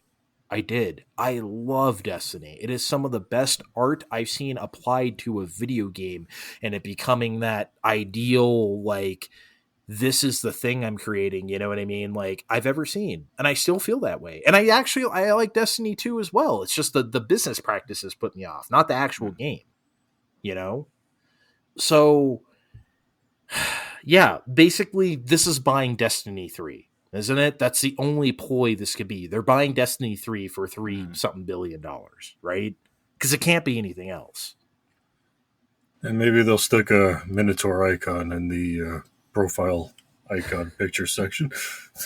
Oh, God. I got to get this out, too, before we move on, because I don't think I'm ever going to get a chance to say it again. Okay. And maybe I'm the only one that feels this way, but I thought it was stupid when they took out the Peter Dinklage voice for the little floating cube thing. It's very dumb. Like, Stupid. I don't know, but it seemed like everybody else applauded that decision, No, and they thought that not. he did a terrible job. And I don't know, I thought it was just fine. It was... Me and the group I played with did not. We did not like that at all. Yeah, see, but we feel like we're taking crazy pills, right? Like the meme, like we feel like we're so put off by every decision this company makes, but then people are just out there just eating up Destiny 2 like it's totally okay, and I'm just like, I don't understand. This is the PS4 Ratchet and Clank all over again. Oh God, the game's so. And that game doesn't even suck. It's just boring. It's just flat. It's a flat line, right? But then everyone's saying like how good it is. Like Pete, certain the same people. as they said it was good. They canned Peter Dinklage in Destiny, and they shouldn't have done it. No, they shouldn't have done it. Especially since they sold. My friend has a special, super duper special edition version of the first game for PS4 that comes with a Dinklebot. That actually comes with a ghost, and you press it, and Peter Dinklage says stuff. Now well, that like, probably. Now that probably makes that even more cool now that it's that's the only place to get it. Yeah, he still has it just because like, and we've all stopped playing. He stopped playing Destiny before I did, but like shit, we still think that thing is so cool. Does he still push the button once in a while? I gotta ask him. Yeah, he has like a whole shelf of like he makes too much money, so he has like a whole shelf of like very expensive video game trinkets. Of like a Dragon Age statue or like you know what I mean, the shit that's like really you see, oh that's cool, but it's like way too much money. He buys that shit. So like I'm sure the Dinklebot is on that shelf somewhere, so I'll have to ask him. Well, make sure you follow up and let us know. If yeah, remind once in a while. Okay, we got one more big ass question, Steve. So yeah, you guys know me. I'm starved for Nintendo news. One of these weeks we're gonna have a direct, I swear. But yesterday, Yacht Club said we're gonna do Yacht Club Games Presents. Oh boy! But we're gonna attach it to the new incarnation of X Play. Remember that shitty show on? Hey, I like X Play back in the day. Well, no, X Play. Okay, I'm sorry. The original X Play was fine. This new version that I had to sit through to get to Yacht Club Presents was an ordeal. I could make a whole question on that, but I'm not gonna. Did you watch the screensavers before X-Play? Did you? Hey, no, I did not. Okay. So, well, there was more progress updates. The puzzle game is gonna get some DLC. Shovel Knight Dig was announced a few years ago. That's coming out by the end of the year. Landmark thing for that Cyber Shadow game. But now they have a new game coming out, guys. It's a love letter to Game Boy Color top-down games like Zelda, and it's got a Castlevania feel like called Mina the Hollower. It's got a cute little mouse character, not unlike the Secret of Nim, where you run around and gotta scurry around dungeons and things. And it looks like a lot of fun, and I want it. But guys, you know what? It needs our money. They threw it up on Kickstarter, and somehow Yacht Club Games, who's been making money hand over fist over Shovel Knight and for cameos and things like that for the past however long, somehow needs us to fling money at this other game to do a thing. So where I'm really going at this is, do we really believe this? Do we? Well, from them, and what do we think about crowdfunding in general? They came out. I seen an image today, and I don't know if they released this right after they announced the Kickstarter or not. But it was just like a 1-page text thing that was like, the reason we did this is because we want to like cultivate the community that we did with Shovel Knight, and everybody was invested in the development. They have the community. Kickstarter, blah blah blah. Yeah, I don't know. I think it's bullshit, actually. Yeah, I thought about it afterwards, and I also came to the conclusion that it was bullshit. They don't need to be doing this. You're telling me, like, I don't know, NT Creates can put out, like, Blaster Master 03 and not ask for money, and they're nobody, right? Relatively, right? They've never had a game the size of Shovel Knight. And it's just like, and what's the benefit to getting that money now? Either they get it now or they get it later. I don't feel like people jumping into the Kickstarter. Anybody that is going to pay for the Kickstarter is going to buy that fucking game when it comes out anyways. Mm-hmm. Like, unless the game is complete shit and goes sideways, which... Oh no, don't get me wrong, people at home. I'm buying this game, but I'm not giving money to this Kickstarter. I gave money to the Shovel Knight Kickstarter. It was probably it and Bloodstained are still the only ones I feel like paid off in a positive way, based on the ones I gave to. But Shenmue 3, if you're that type of person, which guess you guys don't have Ouya's sitting in your closet. Oh no! Oh no! I know a scam when I see I one. do. Oh no! See, I was dumb enough to give money to Mighty Number 9, not dumb enough to buy an Ouya. That Ouya is a collector's Oh, you did item, Mighty yeah. Number 9? Oh no! Jesus Christ! You don't get it, Audrey. We were starved for Wii U games and Mega Man games. Who's at this that time. we? Who's this we you're talking about? Because it sure as hell All was not three of me. all three of us Wii U fans were starved for content. Okay. I'm sorry you bought the wrong thing, but oh god, I mean, talk about a scam from the outset. I mean, God, I know a sucker bet when I see one. I'm not saying I'm the smartest knife in the drawer. I wish we would have been podcasting when they had that video that came out for it that said something about an anime fan at the prom date. Do you remember that? yeah, crying like an anime fan on prom night. Yeah, that would have been a good time. That would have been fun. I mean, I thought that I was like, because I remember when I heard that, I was like, bury my head in my hands, like, you guys cannot be. Come on, you cannot do that. You can't. It doesn't matter if it's funny or not. You just can't say that. I mean, it might have been funny if the game was good, but it wasn't. Do you remember when you probably don't because you don't play these games, but like when in early 2019 when the US government they're bickering back and forth, so the government shut down for a while, and then like this was like a little bit before the Division 2 came out, and so like Ubisoft sent an email about the Division 2 saying, we'll show you what a real government shutdown looks like.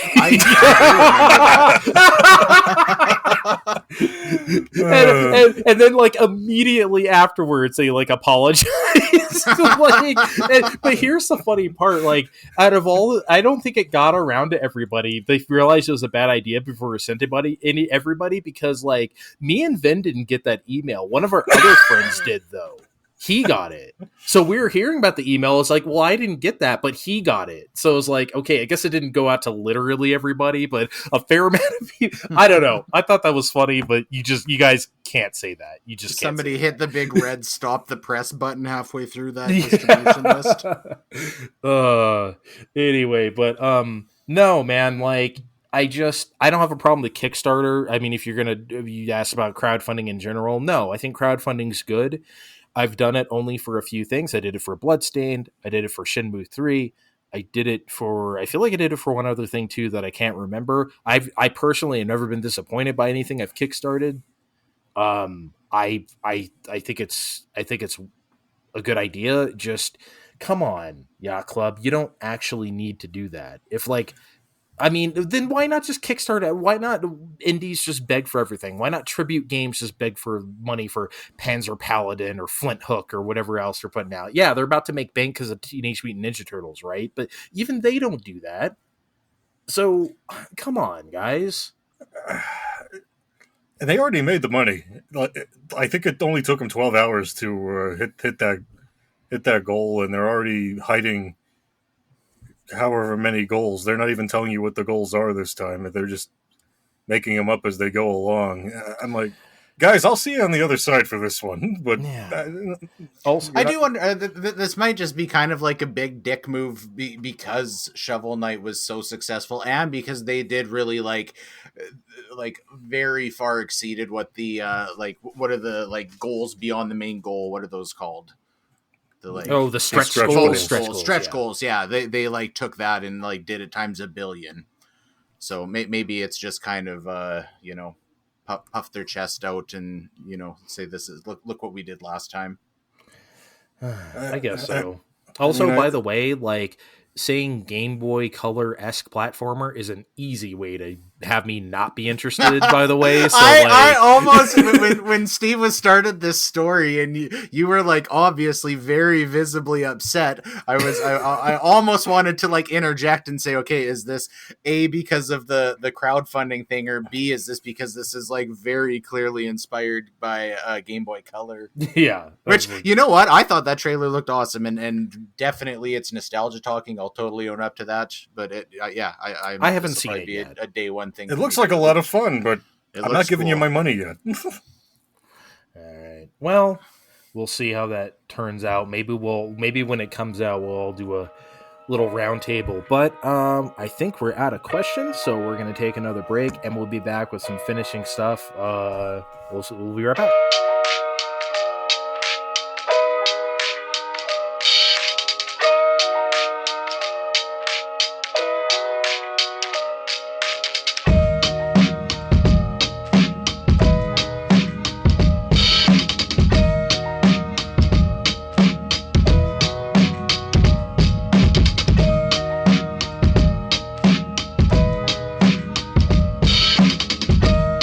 said seltzer water I right on the didn't front, read that though. part. I didn't read that it's part. in All I very saw large was the font. color. That's why I showed you this first. I just saw the can, and I was like, ooh, it's nice and fruity.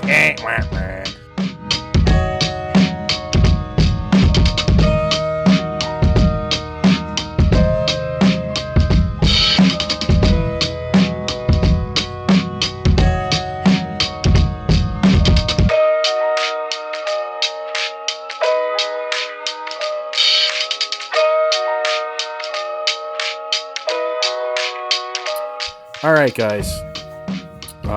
We have a very important thing to discuss real quick before we get into other topics. I think you wrote this in, so I think Kevin should be the one to say it out loud. Yeah, pizza or burgers debate. I mean, I'm just going to say it right now, and I hope this doesn't offend anybody. I don't know how I can continue doing a podcast called Fine Time with anybody who wouldn't pick burgers. I'm sorry, I don't understand how we can coexist. It's got to be a burger. Because you don't live in the pizza capital of the world. Oh, you think you live in the pizza capital of the world, you fucking New Yorkers. You think you live in the capital of everything. You think you're the goddamn center of the earth. Not everything. We're just the capital of pizza. Oh, please. See, once I leave, I'm going to lean towards burgers. But, while I'm here, you give me a nice pizza. All right, let me shed some light on where this topic came from originally, because obviously I, of course, like everybody, I fucking love pizza and burgers, both quite a bit. Me too. I probably would have taken burgers. I'm confident I would have taken burgers, but last week, so this was like day old pizza that I put in the microwave for lunch, and I was sitting there eating it, and I was just like, fuck, this pizza is so fucking good. And then I just had an epiphany. I was like, I think I like this better than a burger. And so that's why I felt like I needed to express that. Pizza in its nature ages better than a burger. Oh yeah, of course. You got to eat a burger right away. Oh, duh. I mean... But I wasn't comparing it to a day-old burger. Like, that day-old reheated pizza, I think, was doing it for me more than a burger, usually. Sometimes, what's good, too, about a reheated pizza? If you just hit whether you do it in the microwave or oven or however you reheat it, if you just hit that perfect reheat temperature where it's not, like, dried out or anything, where it's, like, perfectly... It's almost like it's better than it was new Not somehow. Uncomfortable to eat, but the cheese is just, like, a little rubbery, but still gooey. It's still good. Yeah, it's still really good. Fuck yeah. If it's pepperoni, it just releases that nice, like, red saucy grease. I had that last week. Oh, I love that. So that's where this epiphany came from. I think it's fair. God. It's so... I just think the burger is, like, the perfect food. It's so hard for me to say... See, like, you know how, like, people say, like, I'll eat any pizza, there's no such thing as a bad pizza. I mostly feel that way. I've had very few bad pizzas in my life. Like, I'm not really that picky. Burgers, honestly, if you fuck up a burger, you have to literally try to. Like, I don't understand how you could be, how that could happen. Have you ever had a really terrible burger? Like, a really bad one? Yes. The closest Dairy Queen to us always burns the fucking burgers. I don't know why. We just stopped ordering from them, but like it's always burnt there. And yeah, they're weird. Like bad burnt. Last time I was at Dairy Queen, I actually got an underdone burger from them. It was like, oh no, I had to throw it out. Yeah, well, that's not something I'm having from Dairy Queen. That's for sure. Okay? They were having a real deal. Quick. What's the best like publicly available burger, not like in like a one-off like hole in the wall, but like somewhere that other people could eat that burger? Because the right answer is Five Guys.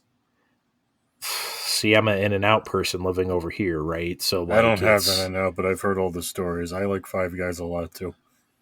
I like Five Guys as well. We have one here as well, and I do like it a lot, actually. I'll eat that whole bag of fries. I don't know why they give them to me like that, because I'm just going to keep eating them. I won't stop. I annoy Andre with this one, and I'm sure Kevin's heard this one too. But as much as I grill during the summer, I send them all my grill porn. I know my way around making a burger.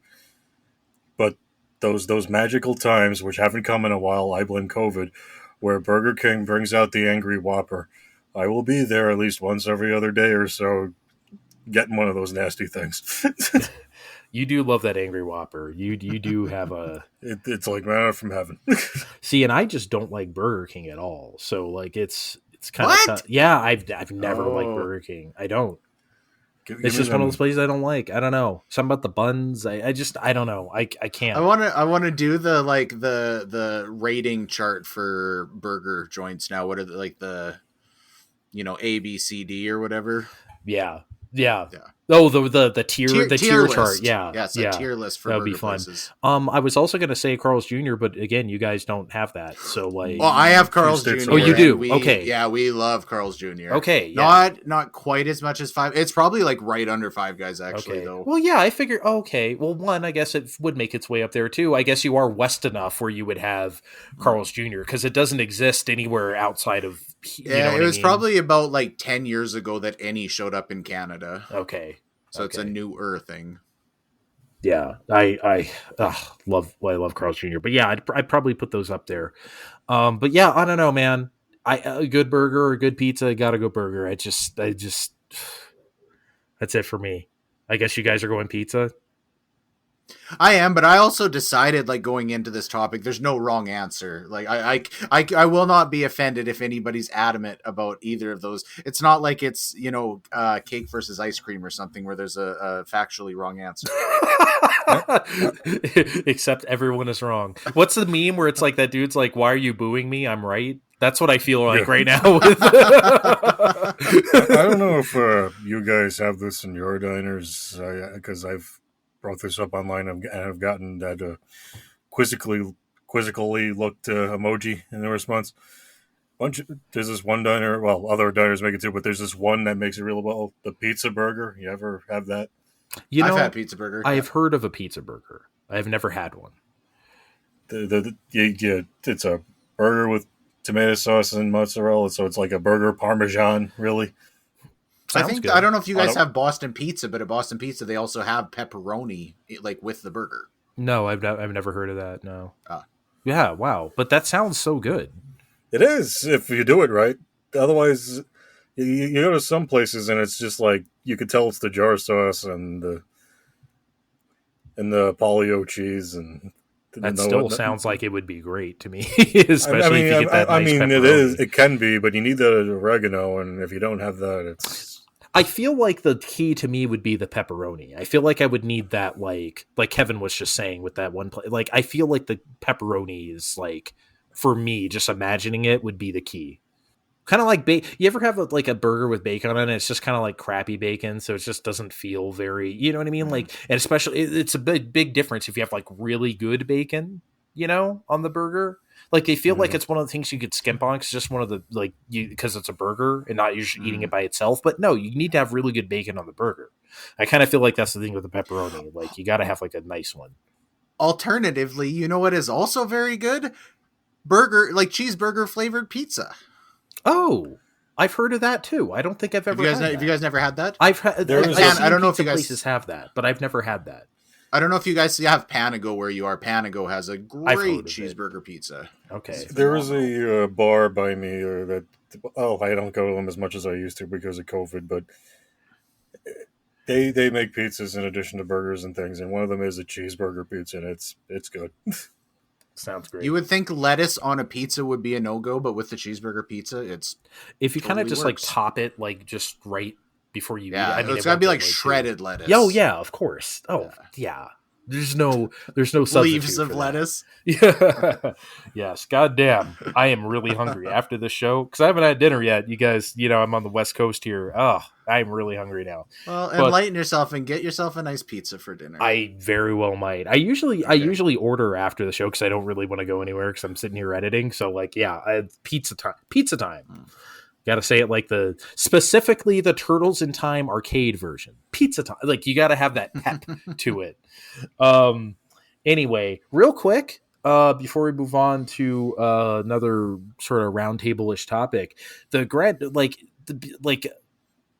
3 hours before we started recording here, there was a state of play on Gran Turismo 7.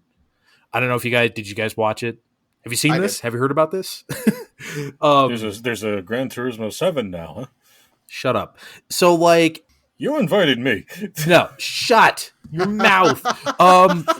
This was excellent. It was like kind of car porny, and you guys know I don't really give a shit about cars because that's not really why I come to Gran Turismo. It's more the racing action, but they look so damn pretty, man. There's nothing that shows off a new console, whether fighting games it used to be now, but we don't really do that anymore. And now it's racing games really do as well. God damn. I'm excited. Yeah, I'm so excited. It looks cool, and I'm like really excited about the dual sense implementation. That sounds really good. Oh my god, it's gonna be so good. Just feeling that literal grip of like on the pavement. Oh my god, it's gonna be great. One thing I wanted to throw out there, and I know that always Gran Turismo has had kind of the like no nonsense UI design, but this one to me feels like especially sterile. I think is the perfect word to describe it. Yeah, and especially I hate when one of these characters are talking to you, they have like a little like icon of a real person's face, and that doesn't like fucking do anything for me either. I don't know. But it does. It feels sterile, I think, is the perfect word. And I just have this like major sense about that. I don't know. Do you kind of have the same thing? I do, but I like that. That's one of the things I like about Gran Turismo, that it is like so clean and sterile. That is a thing that I like. It seems overboard here to me. And I might be wrong. I think I'm probably, this actually comes out on my birthday, so I'll probably get it just because it's my birthday. I have it pre-ordered digitally now on PS5 already. I'm ready, baby. No, I know what you're saying, but I like it. You know, because they always go for like class, right? They always go for this like this upscale sort of feel. You know, it's not, this ain't Forza. This is Gran Turismo. You know? Yeah, but like, there's upscale, and then there's the like clean room before you go into like a like biohazardous lab or something. Yeah, no, that's it's like pushing that boundary to me. Maybe I very well could change my mind. Maybe I'll be totally down with it, and I've always been fine with that in the past with Gran Turismo, but this one is just it seemed a little over the top. No, you're right. I like that though.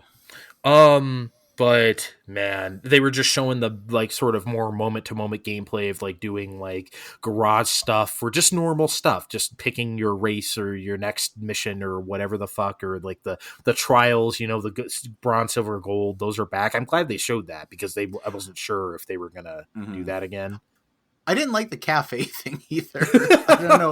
Like, okay, like, I don't know. That really seemed to like fly in the face of everything. They're like, oh, hey, here's where we're trying to like inject some personality. And then you like go to the cafe and you sit down and you look at your menu and it's like, okay, menu option A, you can do a 3 lap race with the Ford Fiesta. Like, I don't know. It just seemed kind of fucking weird. No, it's cool. I don't know. I like it. The only thing I thought was like maybe a little too sparse is when you go into like the showroom, because that looked like a mall, right? But it was just like this big shiny like empty thing, and it was just like, ooh, here's your new cars. But it's like this 2-floor. Like I said, it looked like the Sacramento Mall or something, right? But like it was like, here's where you buy cars. That's kind of weird, but you know what? It's fine. I don't want this to come off like I'm poo-pooing the game. I had like a couple minor things that stuck out, but I do. I think this looks awesome. No, it's just a matter of taste. That is true.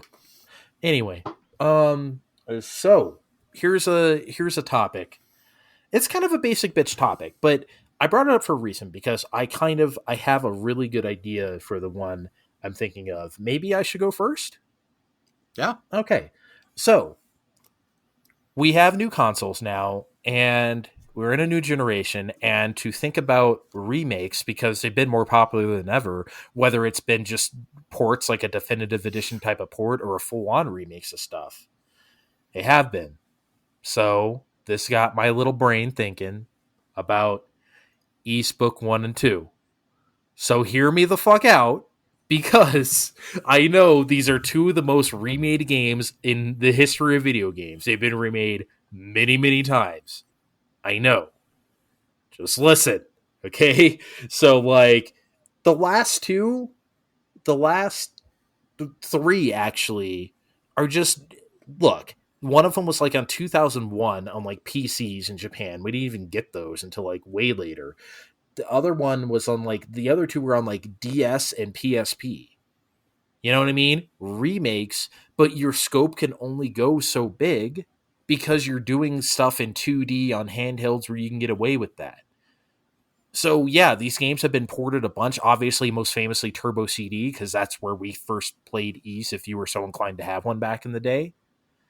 But at this point, someone might know where I'm going to go. It's Final Fantasy VII Remake. That can be the basis for actually this time completely reimagining East Book 1 and 2. And for anyone who doesn't know, I'm putting two of them together because they're one story. They separated them back in the day. They're technically two games, but the second one picks up like 14 seconds after the first one. They are one continuous thing, for better or worse. That's why they kind of have to be together. But do they? Final Fantasy Remake has, the Midgar section, right? You can do that too. You can have one game be one and one game be the other. They're the perfect stopping point between them. I don't know, man. I've just been thinking about this a lot, and this, if there's any RPG out there that really deserves that kind of treatment, just for my own personal taste, it would be these. Because, like I said, we've been doing them on lesser hardware for the longest. Let's end that. Let's actually, and especially like I talked about earlier during Ys 9, if that's the last of that type of Ys game, get your feet wet with material that you know already and characters that are set already and dialogue that is set already in a brand new, see what these new systems can do for you kind of game. Now, Falcom is like, they're not Squaresoft, right? So that's why I say this is a dream remake, because they're never going to put that kind of money into it because they don't have that, right? Very few companies can have that kind of like combination of money and So let's experience. break out the E6 engine one more time. Oh my god, they already did that a bunch. What? We have E6, we have East Origin, we have Oath and Felghana. We have, I mean, like they when they make an engine, they use it, boy. But no, I don't know. I think Steve is the only one who may have any inroad on this. Like, do you understand what I mean? Like, that's why I wanted to think about this, because it's like, if you can actually use today's technology to bring those to a completely new light, oh god, and then we're gonna have a whole new round of those songs again. Give them to me again, senpai. I salivate at the idea. I mean, I get it, but I'm also in the camp that you were talking about earlier, where East 1 and 2 again. Yeah. So when you show off this game, this hypothetical game at a hypothetical expo, you'd really have to show it off. Yeah. But again, these games are probably unknown to most. I'm sure Kevin hasn't played them, right? Like, I haven't played them. Yeah, so like you'd get interested in that, like, but like it doesn't have to be billed as a remake. It can just be like, to anyone who doesn't even give a shit about Ys, this can just be a new RPG, right? Like, it doesn't have to have that kind of trapping to it. Just a big old logo that says "Wise." No one will ever know. Okay, when we phonetically think of wise, do you think WHYS? Because I think the word wise, like WISE, wise. Until I heard it pronounced in the in game itself, I always thought it was Wise too. So, well, I mean, I remember reading in EGM, like when I was like probably like 11, about Ys, and it explaining that it's spelled like EES or whatever. Yes. In EGM. Yep, So I remember that too. That's when I learned that. Mm-hmm. Likewise, it was probably a preview for 3 on SNES or something. I remember reading that too. It would have been later than that for sure for me. Oh, okay. But yeah, I remember they occasionally do that just because, yeah. But anyway, that's mine. Of course it is. But I think, Kevin, you have an interesting one here. Sure. Let's go through my thought process on this, because I actually struggled thinking about something for this. Originally, so I don't know. I don't want to be. I feel like I'm being pretentious, but usually when I think about remakes, I'm like, oh well, if a game deserves to be remade, then kind of the original, like warts and all, is what made it special.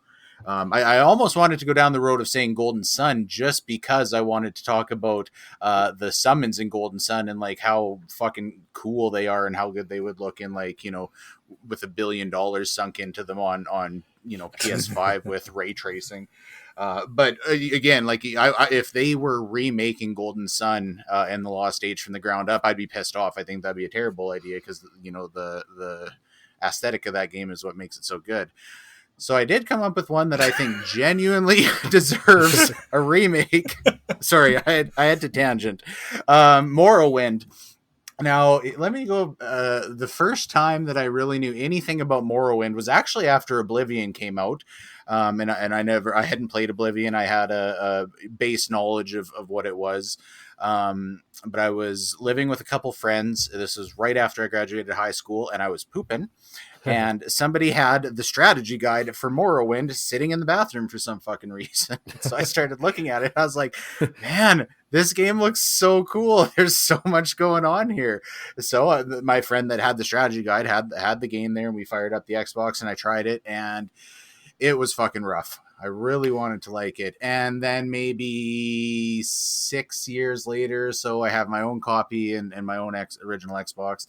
And I really, really wanted to get into it because the game, especially aesthetically, is really, really cool. I just like the topography and the giant mushrooms. And there's a certain like element of morbidity just to that world that I think is interesting and isn't there in Oblivion or Skyrim.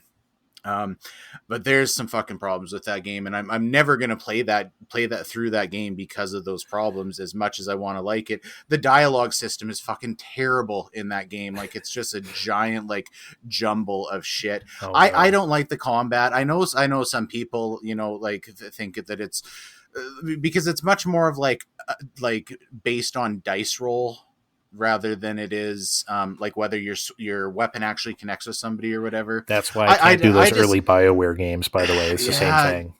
I don't know. The like all of the, especially like the Xbox port for that. I've never tried it on PC. This is pretty early days of taking like a really robust PC game and trying to put it on console, and I just don't think they had those kind of kinks ironed out at that point. We didn't have the RAM, I don't think, still at that time. Right. Yeah, I don't know. There's just it's too rough. It's too janky. There's a really cool game in there. I know there is, and I really want to play it to the degree that if they came out and they were like, yeah, well, guess what? The Elder Scrolls 6 is actually Morrowind, like made from the ground up, but literally as Morrowind. I would be fine with sacrificing an entire development cycle, from a Fallout project or another Elder Scrolls project or whatever to like actually give Morrowind the attention it would deserve as a remake. Yeah, because that's the tough part, is we just saw with the crappy like GTA ports last year. It's so hard to port an open world game. Just port it, let alone like actually remake it. So it's a tough. And there would be no value in porting Morrowind at this point. Like it would really need to be remade from the ground up with like at least Skyrim quality of life improvements. Mm-hmm. All right, Steve, lay it on me. Lay it on us. Lay it on him. Get laid. Well, I would, but I'm recording with you guys. Oh, okay. And since I'm recording with you guys, my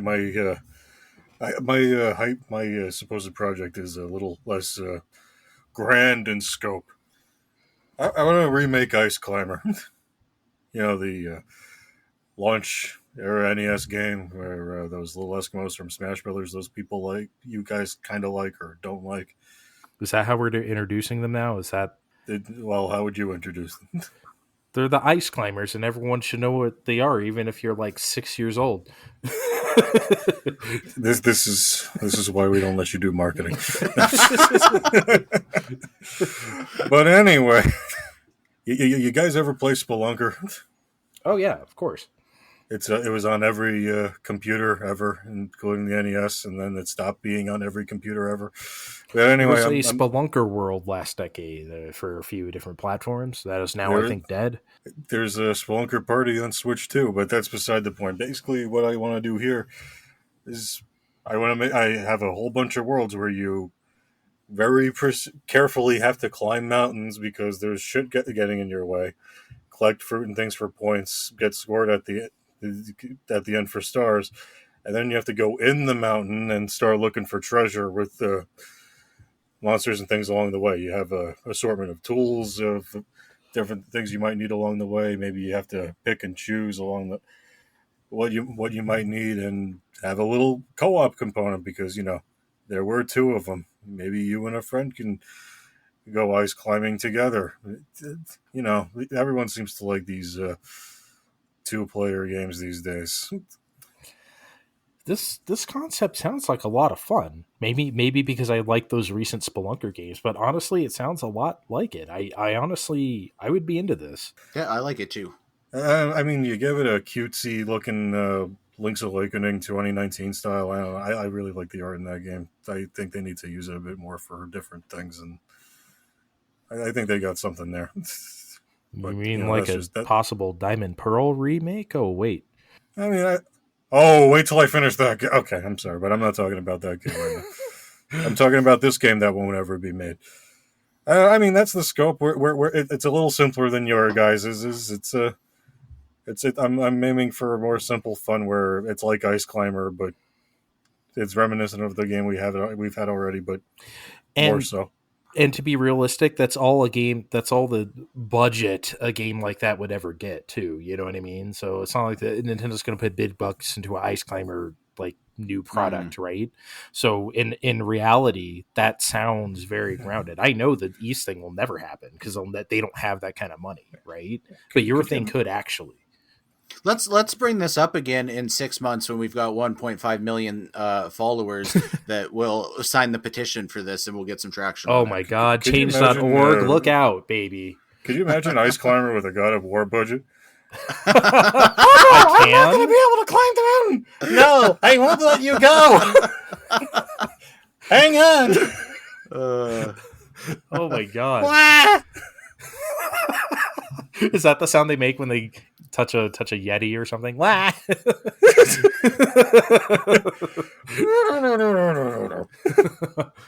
I always thought when I was a kid, the pterodactyl or whatever at the top of the mountain always kind of freaked me out. Maybe just because I was a kid and I thought that was like, I don't know, like it's kind of like has like a weird eye or something. It was like, ugh.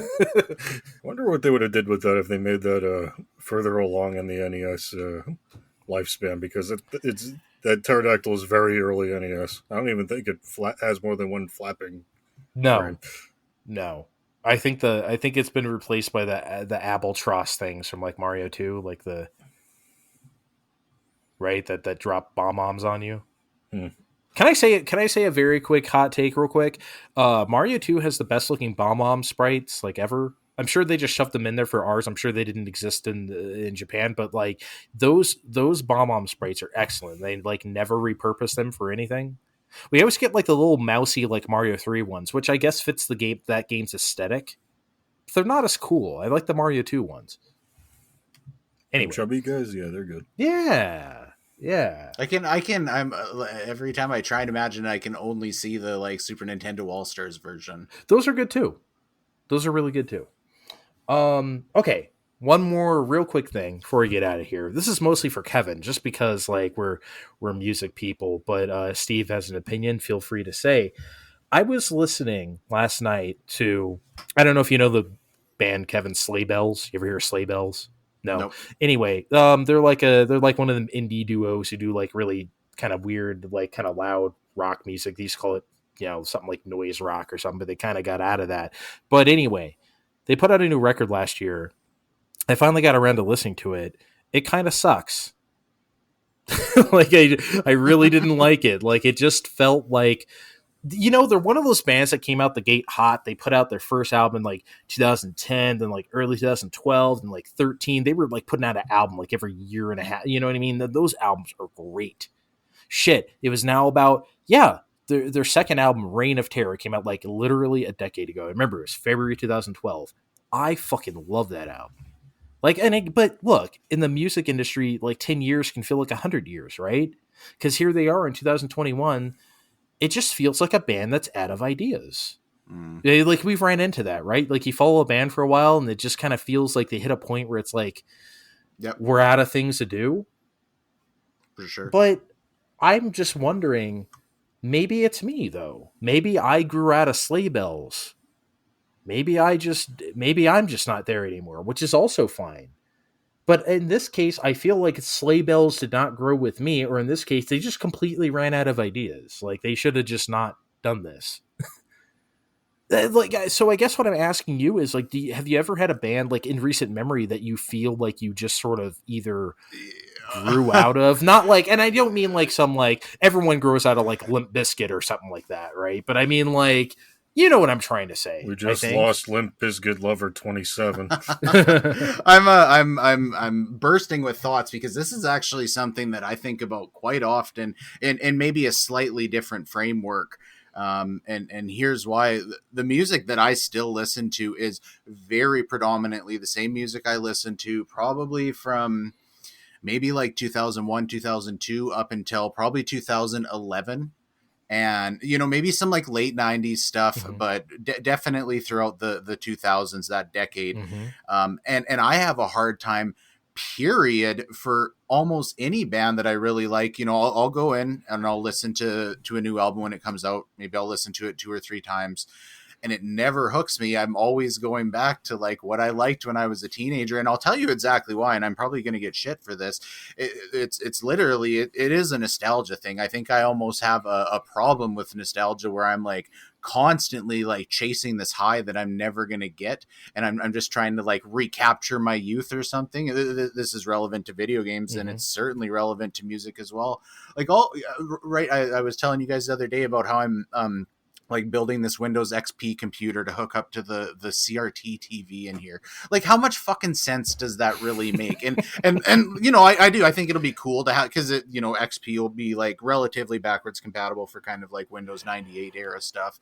But this is pretty senseless to be hooking up a computer from like 2006 to a TV from 2001 and like ordering shit off the internet to get it done. Like, and most of the reason is trying to like chase this nostalgia where I have thought, like, you know, do I have a problem like where maybe it's somewhat mentally unhealthy that I'm always trying to like recapture this shit. So I think that the music question is super relevant, and so the way you phrase is, do we grow out of bands or do they not grow with us? And I think for me it's that I didn't grow with them in a lot of cases. Definitely a lot of the material is, you know, certainly bands where I'm just like, yeah, this is not my thing. But even if it is my thing, it just won't click with me because it's not like, you know, it's not making me feel young again.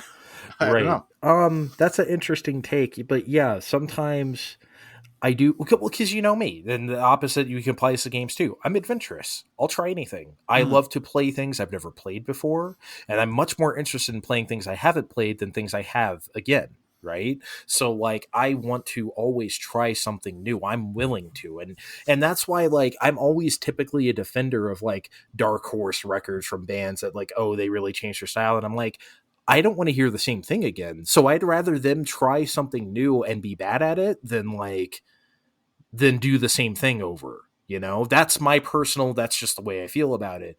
But then there's other times where I'm just listening to something and it's like, I can recognize this as good, but I'm like, am I just not here anymore in this space? Like, there's plenty of bands. I mean, I guess I could name them by name, but like, there's no point. There it's just like, they put out a new record and I'm like, this is as good as it's ever been, but maybe I'm just not mentally there anymore. Maybe I've moved on, you know? But honestly, in the case of this Sleigh Bells record, I just think it sucks. Like you know, I listened to it a couple more times and I'm like, you know what, man? I'm sorry. They're out of it. I really wish I could be more like that. I think that it's detrimental that I'm, and it, certainly with video games too, a lot of times I'll find myself going back and like replaying shit that I played years ago. I wish I was more, you know what? I also wanted bands to do like new adventurous things. I just wanted them to do it between 2001 and 2010 so that I could like really appreciate it now. I don't want them to do different shit now. I don't want them to do, they don't need to do anything now. It's already, everything that they did that's good is on my iPod Classic. Oh my God. There's Jesus Christ. I didn't think this was going to happen. This is great. There's a band I like, really like, called Two Door Cinema Club. They're an Irish sort of indie rock kind of thing. Their first album, I fucking love that thing, man. This came out like in like 2010, I think. Man, I spun that thing all the time. They put out another record a couple years later where they just sounded completely depleted. It's like, we had a record, we have no idea what to do now, and it's just like, we're out of songs. I don't know what this is. And I thought that was like so shitty. I'm like, well, I guess that was like a one album wonder. A few years after that, they put out a third record. They completely changed their style. They added a bunch of synthesizers to their shit, dance beats almost. Not like it's like a disco record, but you know what I mean? It still sounds like Two Door Cinema Club, but it's like a very, very different version of them, you know? And I thought it was great.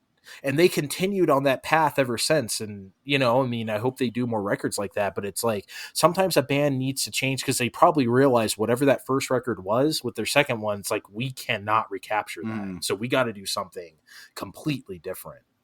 And I appreciate that stuff. I love when a band, look, my favorite band is REM. Every record is like a different sound. You know what I mean? Like, those are my favorite kind of bands. David Bowie, every record is like a different thing. Right? What other band besides REM would do like Automatic for the People than like Monster, right? Like, nobody does that unless you're insane, right? But they did.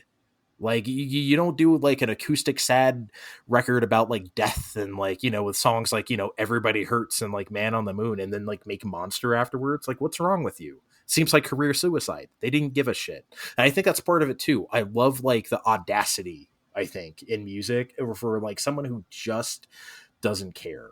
Like, and so I appreciate the adventurousness, but at the same time, like, I don't know. Sometimes I think like, is it me? You know, it's just, I don't know. Sometimes it's good to just have that reflection, I guess. Well, this is useful because not only are we providing entertainment for the people, but I'm probably getting some therapy here. I didn't think this would go this direction. I'm glad I brought this up.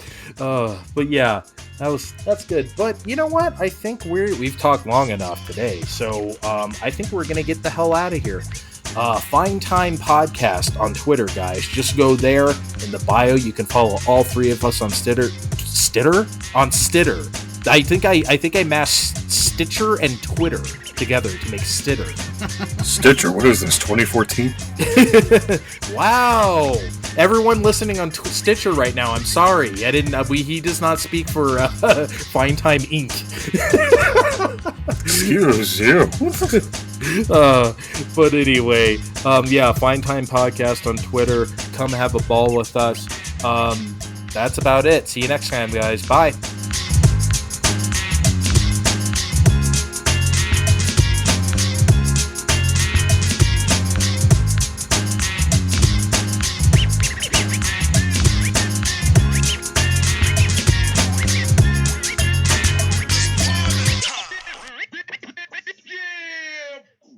There's a number of reasons why I'm not reading this segment, but I definitely would have called it Hichu same. Hang on, I got another bit. Fire shark, do do do do. Fire shark, do do do do. Fire shark, do do do do. Fire shark.